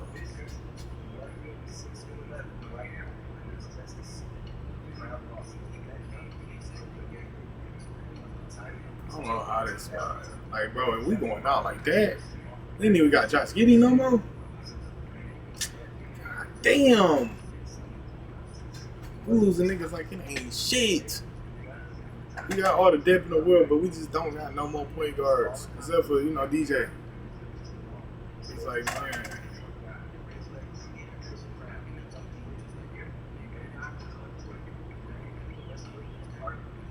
Play harder, y'all. DJ got past the fucking ball, man. DJ play point guard right now, bro. God damn. DJ play point guard. Man, then we got a fucking fucked up shooting guard, man. That's all you want. The solution. Mr. Evans. Mr. Evans. Mr. Evans playing small forward. Not play shooting guard, Mr. Evans. And that's how we gonna rock it. That's how we gonna rock it.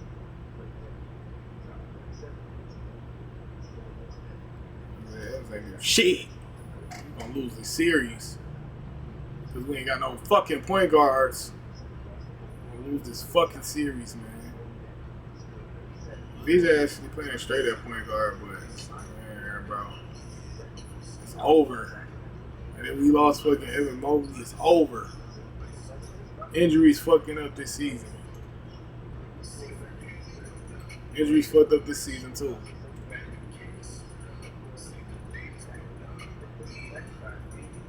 Like, man, injuries fucked up this season too.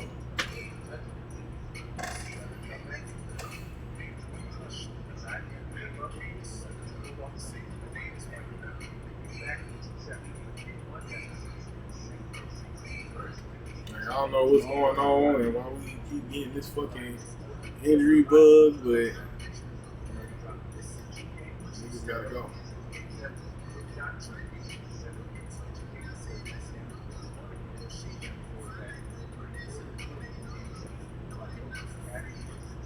Both of y'all can go.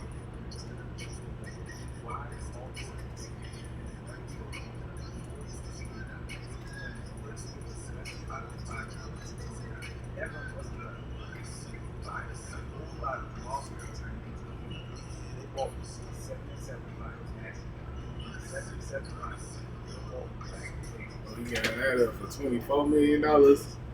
Yeah. That sounds great to me.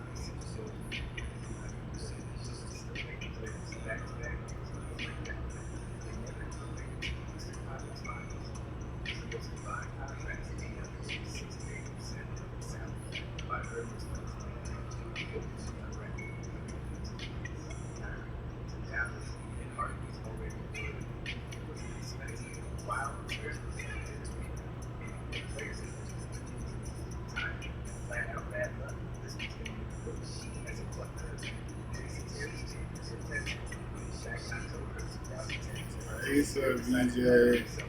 Yeah, all four of them niggas in contract.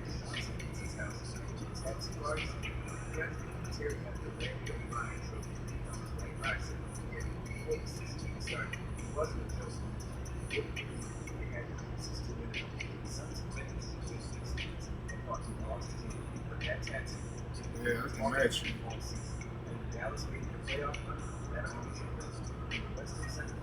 He's got you in the contract right now. Damn, he's in the contract. Now that opens it up for you to get your contract. Damn.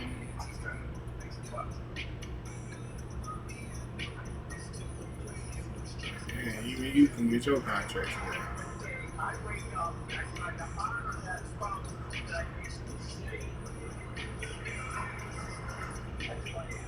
All the niggas signed. Yeah. All the niggas is here.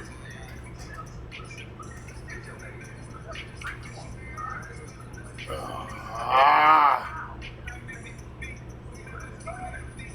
I gotta pull it out now.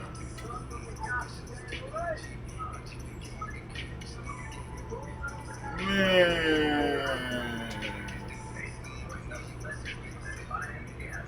Key, you get on my team. You get on my team.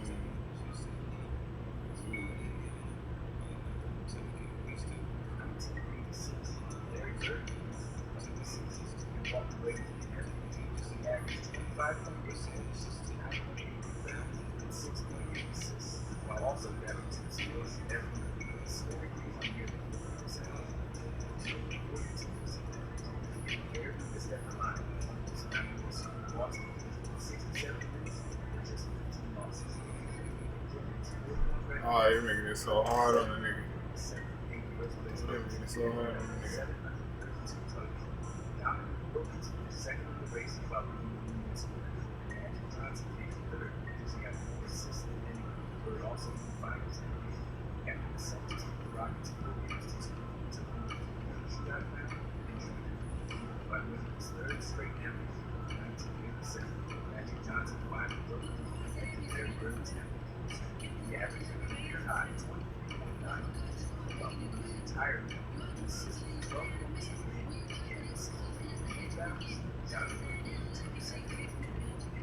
Man, it's so fucked up.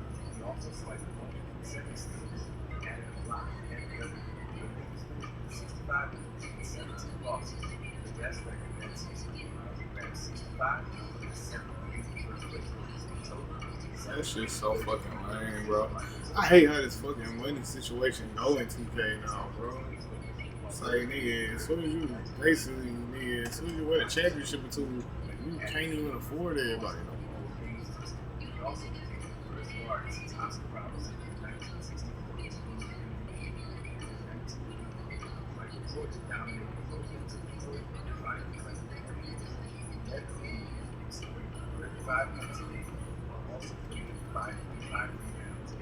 So we basically, you know, have a good record with bro.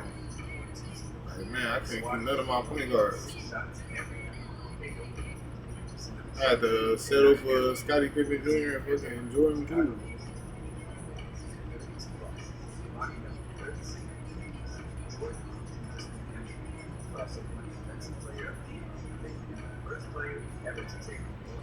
But at the end of the day, bro, we just trying to basically make it to the playoffs again.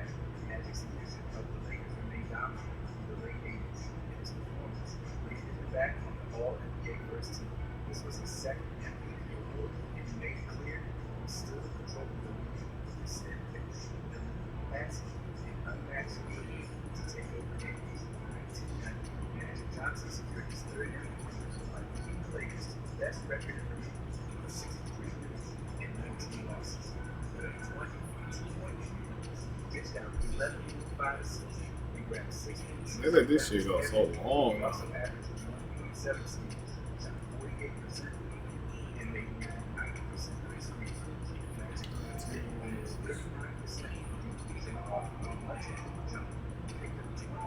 We really want to win the championship, but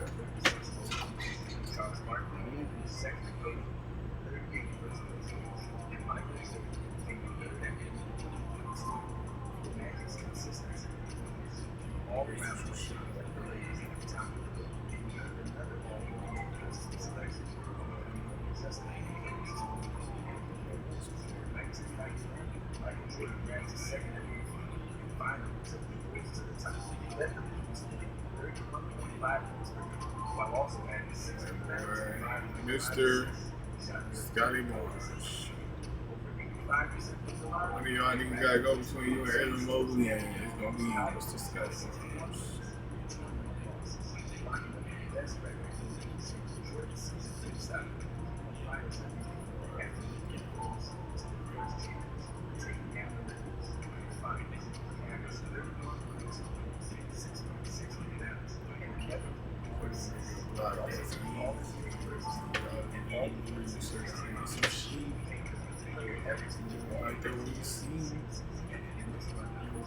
He's freezing. Back-to-back best record in the league. 67 wins, 15 losses. Top the NBA in scoring again, 34 points a game, while also grabbing 6. Oh, we look a little identity. Like we look like we got some identity now. So like we actually got some identity now. State shot at the line to over 83%. It's fucked up to say, but man, it's like, damn. I didn't feel secure with the last two. Man, this right here look good. If I say if it's really that hard, shit, niggas can really make it to that bitch.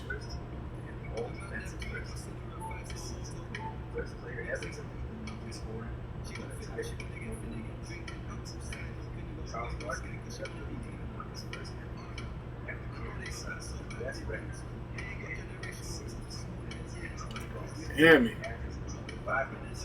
Damn, that was so much money. Pull a real nigga. Pull a real nigga. You see how that shit really went, man. Jordan Poole brought that nigga became a star point guard to a role player off the bench, man. Like NBA be going, it be flipping so hard. The script be flipping so hard, man. Like my nigga used to be, that nigga was literally Mr. Potential over there in Washington. Now my nigga just a role player on Cleveland.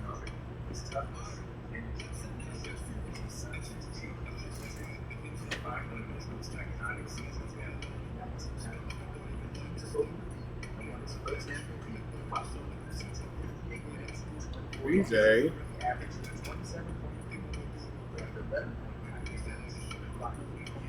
Nick Ali.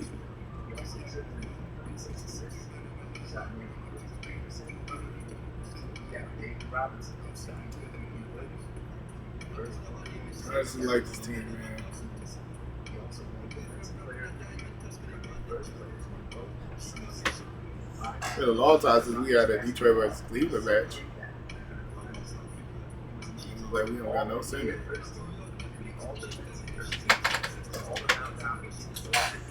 So what we do about that? What's going on? Living is in.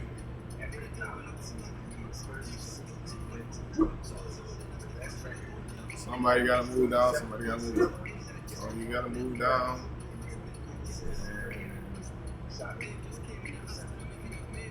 You.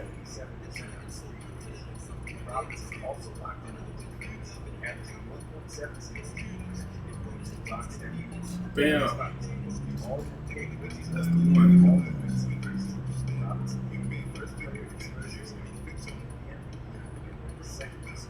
Let's go, y'all. I like that all series.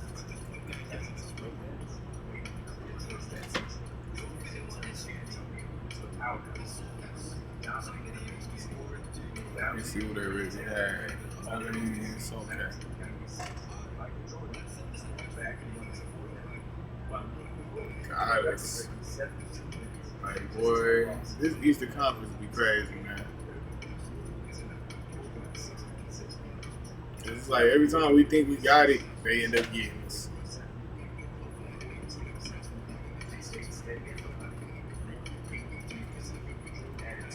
Like every single time the niggas think we got it, they end up getting us.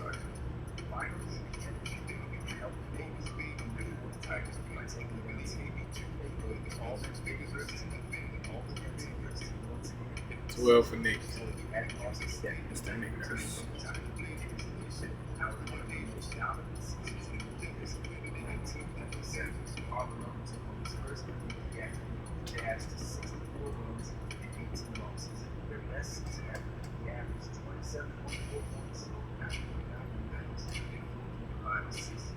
I was saying, y'all team. Why you nigga on offense? Throw you on. Really?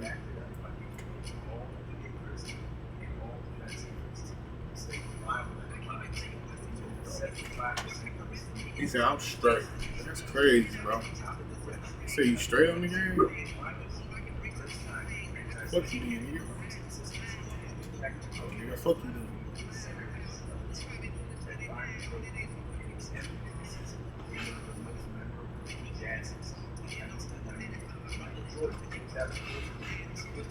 Right.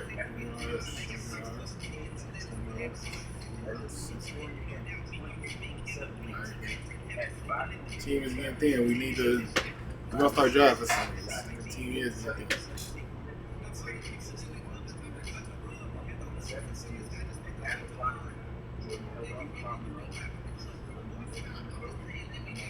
I think that one already. I think it's the.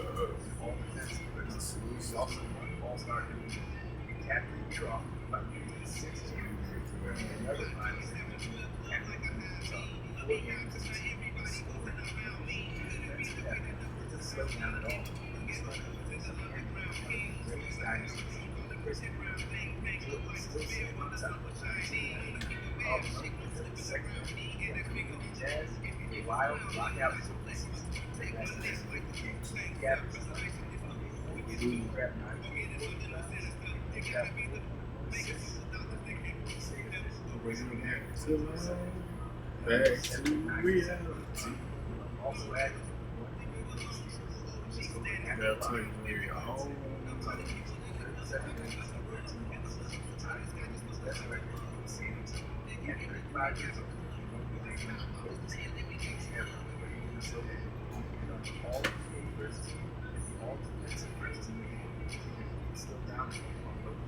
It's like we become a good.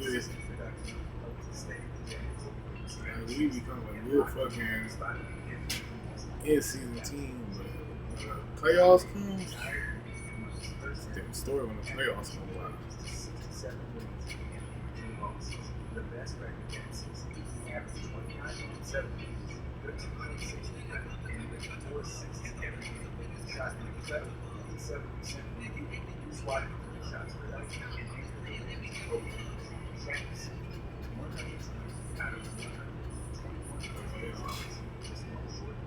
We are on year. I'm trying to really think of the year right now. If it's 31 and we started in the 2024-2025 season, then we are in year. I know 6 is 30. So I feel like we're in year 6 right now.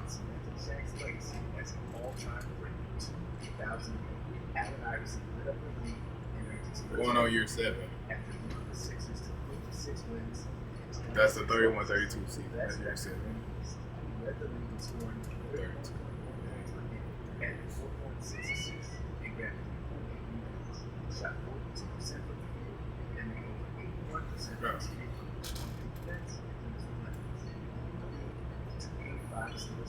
Iverson received 93 out of 124 first place votes and beat out 2 dunks against his middle race. He also grabbed All-Star and made all NBA first team in the playoffs. Iverson carried the Sixers to their first finals since 1980 and averaged almost 30 course, you have the fearless style. This one of the most iconic and seasons ever. 2002. It's not gonna get you out of here. It's gonna have to be for somebody else.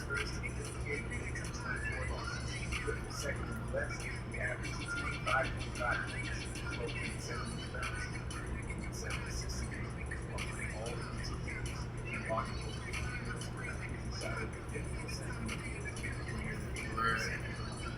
Also protected 2.5 yards. Dallas is second. Responsible for all the first team, all defensive team. It's consistent production of both to dominate without flash the season. One of the most and reliability during single time into the series title 2000 after leading the Spurs to 60 wins and 22 losses, the best record in the West, average 12 balance and near 4 assists a game, shooting 51%.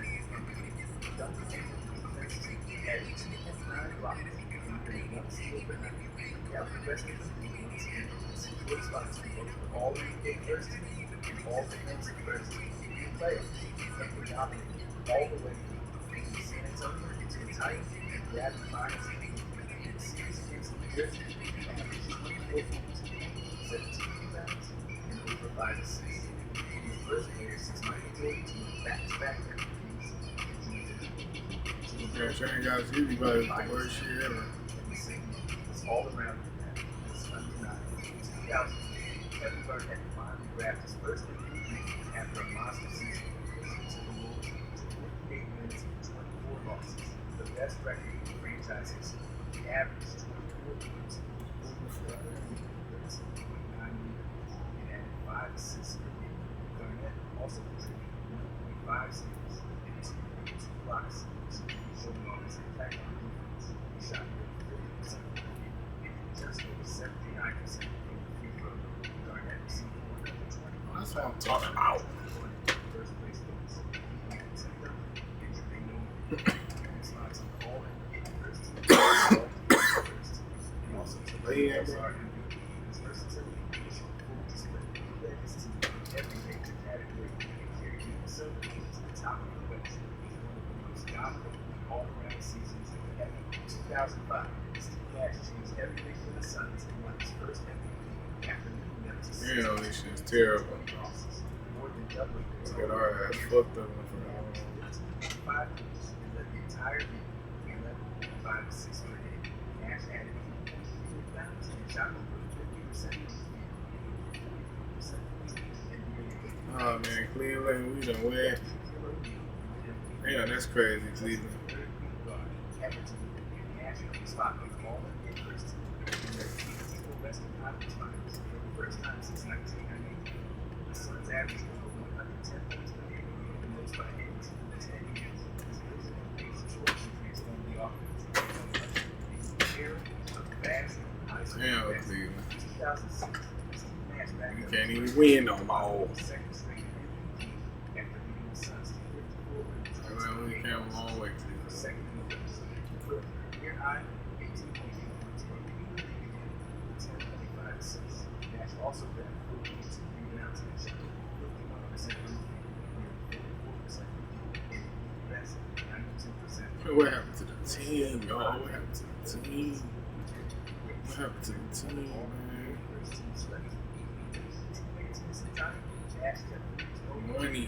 back to the Western Conference Finals. Money hungry league. Spot in the series. 49 is just and efficiency. You know, fuck about that, man. You say you be the number one for what? This season, the first MVP was no I ain't look twice. 2007. The team put together a near flawless regular season and won his first MVP after leading the Mavericks to 67 wins and 15 losses. The best record in franchise history. He averaged 24.6 points. Need something new up in the building. 4 assists per game. Shot over 50% from the field. Bye bye.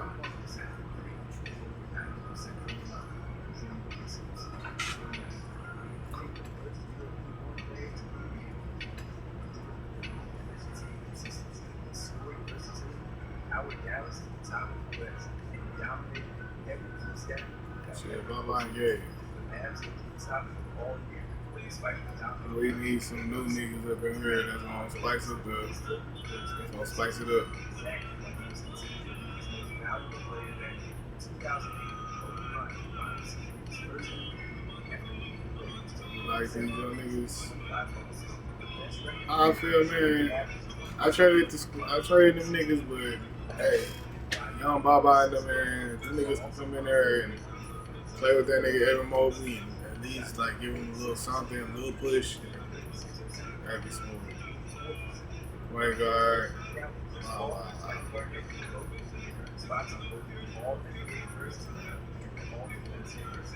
We looking low on the numbers. But that's better for like niggas like Baba. Niggas like Baba can just score whenever the fuck he want to score.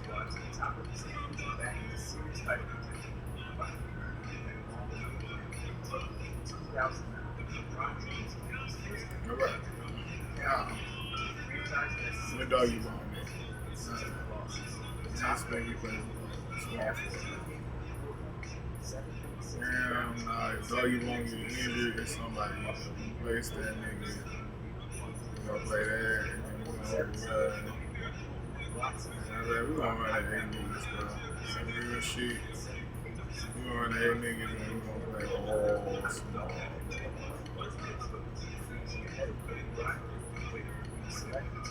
What the fuck? I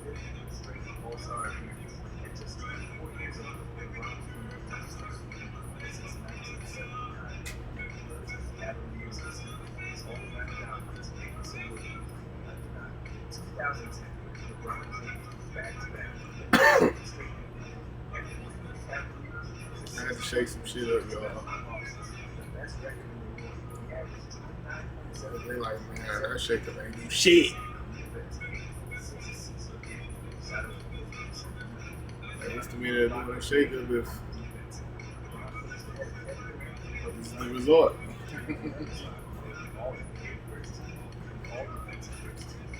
He's also the starter in the All-Star game once again. That year, he became the first forward in the history to average more than 8 assists per game in the season. His ability to dominate in every category of control the game carried the Cavaliers to the top of the stage, making the second best. Oh man, I got them two niggas for a reason, man. I got Baba because I knew straight up he could play shooting guard, and now I got Doggy Ball because I knew he could play small forward, bro.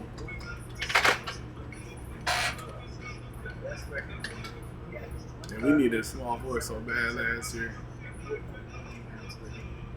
So I felt like that was a good team need. I mean, getting rid of Baba. I mean, getting rid of DJ was a motherfucker. I know niggas is mad about that shit. It's like, bro, we ain't doing shit anyway. Oh, keep these niggas like Scotty Barnes and them niggas if we ain't doing nothing no more. Like, they was here for a purpose at first, to serve defense on a team that was competing. I was like, niggas ain't competing no more. So, what do we mean to keeping them niggas?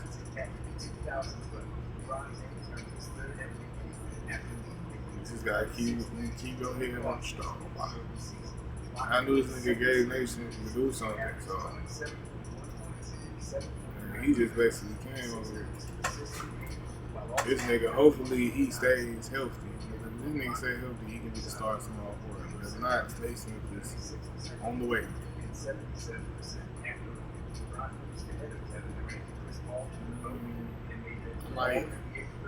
I like this team length-wise, but at this point, let's not hold niggas up.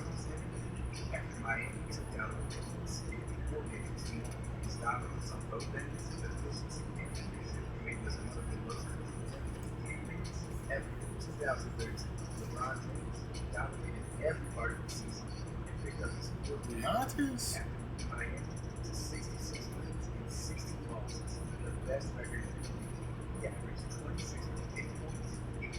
I mean, it's a chance for us to get Giannis. Why wouldn't we let this happen? Why wouldn't we do this? Giannis in Cleveland. Yeah, Giannis can't play point guard no more. Very chance Giannis playing. So everybody got to he's going to play back with small forward. Boom, boom. Point guard. Back in the same situation we was in. Fuck that. Giannis, you got to play point guard, man.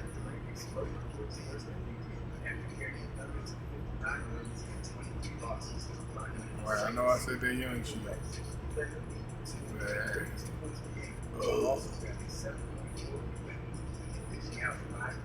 Why wouldn't you start Giannis at point guard, bro? There we go.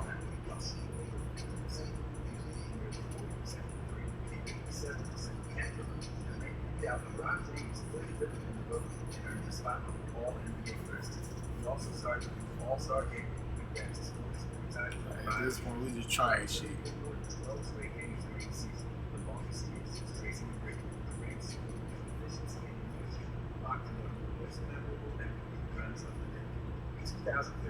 Steph Curry first after the Warriors to 67 wins and 15 losses. The best record that season. He averaged 23.8 points, 7.7 assists, and 4.3 rebounds. 49% and 91% from the line. His biggest record in 6 minutes. Breaking his own record, and pushing the game further behind him.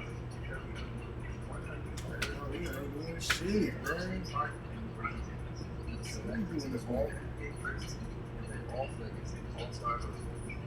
Why you not passing the ball?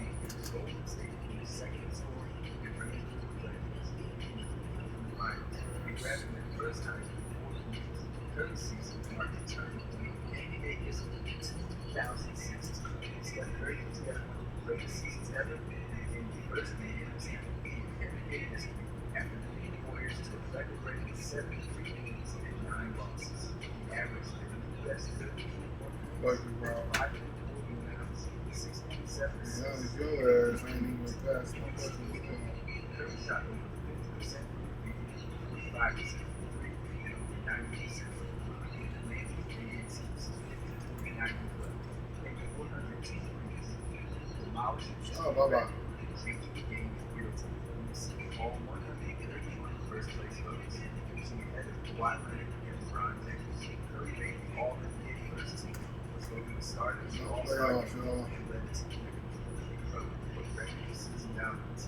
His efficiency, leadership, impact on the game reached an all-time high that season. 2017, Russell Westbrook made history when he won the MVP after becoming just the second player ever to average a triple-double in the entire season. Oh, nigga, this is not for you.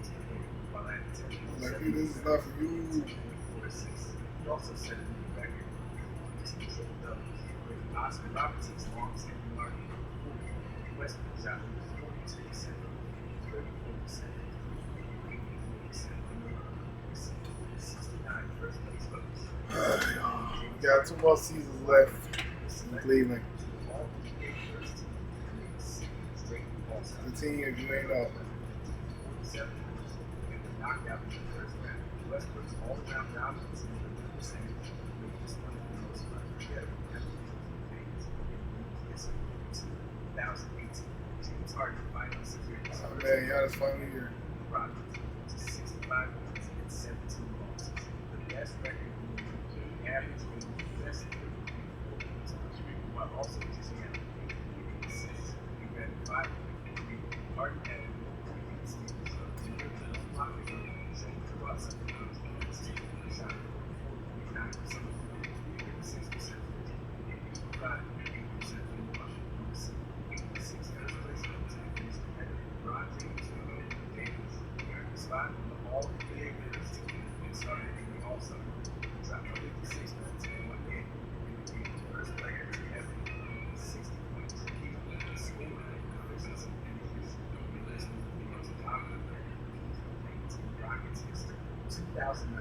Giannis finally roasted. He grabbed his first MVP after the Bucks to 60 wins and 22 losses.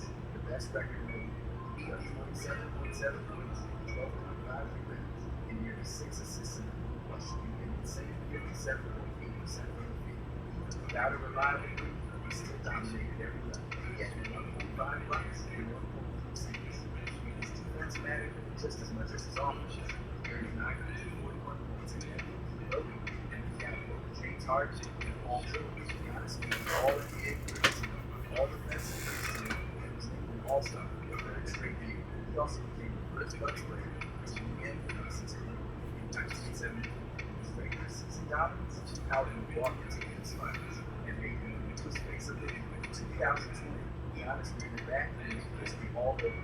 He averaged 29.5 points, 13.6 rebounds, and 5.6 assists, while shooting 55.3%. He added a block and a steal per game, locking down both ends of the league. He led the Bucks to the league's best record at 56-17. For the second straight season, he took home the MVP, beating out LeBron and Harden. But this time, Giannis also grabbed Defensive Player of the Year, becoming only the third player ever to lead both in the same season. The other two, Michael Jordan and Hakeem, that's a newcomer. He's named to the All-NBA First Team, All-Defensive First Team, and started in the All-Star Game once again. His all-around dominance cemented him as one of the most unstoppable forces in games ever seen. In 2021, he hit the Philadelphia Lakers, and he did it his way. He averaged 26.4 points, 10.8 rebounds, and 8.3 assists, while shooting 56.6% and nearly 39% from no other passes to touchdowns. He dominated the game with guard and center spot. He played all 72 games during the out of that season and led Denver to a 47-25 record. He was the third seed in the NBA on Denver. After 101 first place goals, he out Joel Embiid instead of Germany. He became the first center to win the award since Shaq in 2000 and the lowest draft Made to the playoffs again. first in 2014. He made the All-NBA first team, earned another All-Star nod, and kept Denver in his coach.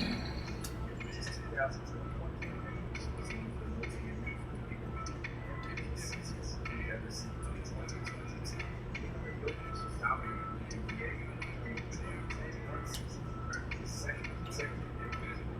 He averaged 27.1 points per game, 13.8 rebounds, and 7.9 assists. So he was not just a center, but an all-around season. He also grabbed 5 steals. 66 wins for a year is crazy, man. Do shit on my team.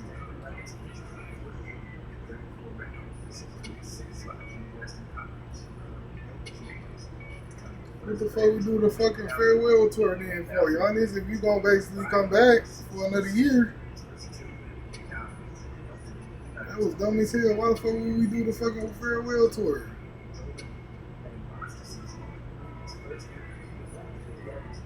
Alright, y'all, this is the last season, man. I haven't been really going good for Cleveland, but we did win a championship, so.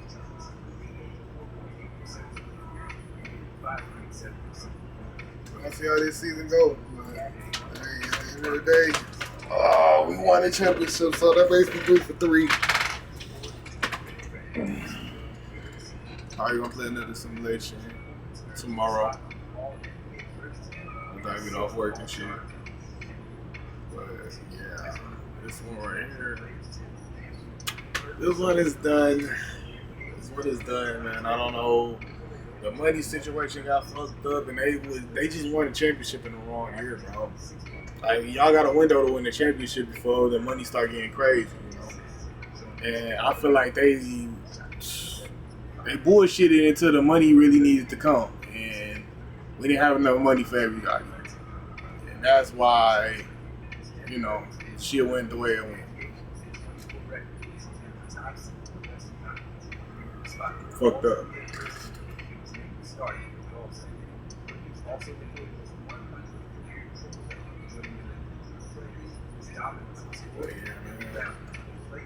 It was a good simulation though. We had some key moments in the beginning, but it just was a slope at the end, bro. It was a very, very slope at the end. This is probably like, I'd say this is probably the worst slope for sure because of the fact that basically, it would have been better than Philadelphia, but Philadelphia won the championship in their like 5th year. So winning the championship in your 5th year and basically having a slope of 5 years and not doing good, you know, that's how it is. But thing is, Cleveland, y'all niggas won the championship in y'all 3rd year. So y'all had 7 years, but y'all ain't do shit. I ain't do shit in the whole 7 years. And I tried to add pieces, I tried to do things, but it just never worked out.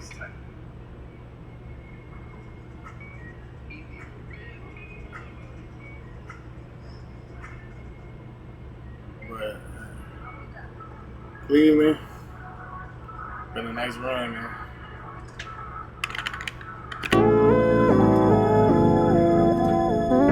Well, we went out in Cleveland, man. We went out in Cleveland, won a championship. Won the first championship that they didn't have with LeBron. So they equals 2 championships. They got one without LeBron, they got one with LeBron. So that's all that matters. That's all that matters. So, yeah. So, we're gonna wrap it up right here. I'm gonna play tomorrow the simulation. I might be on later.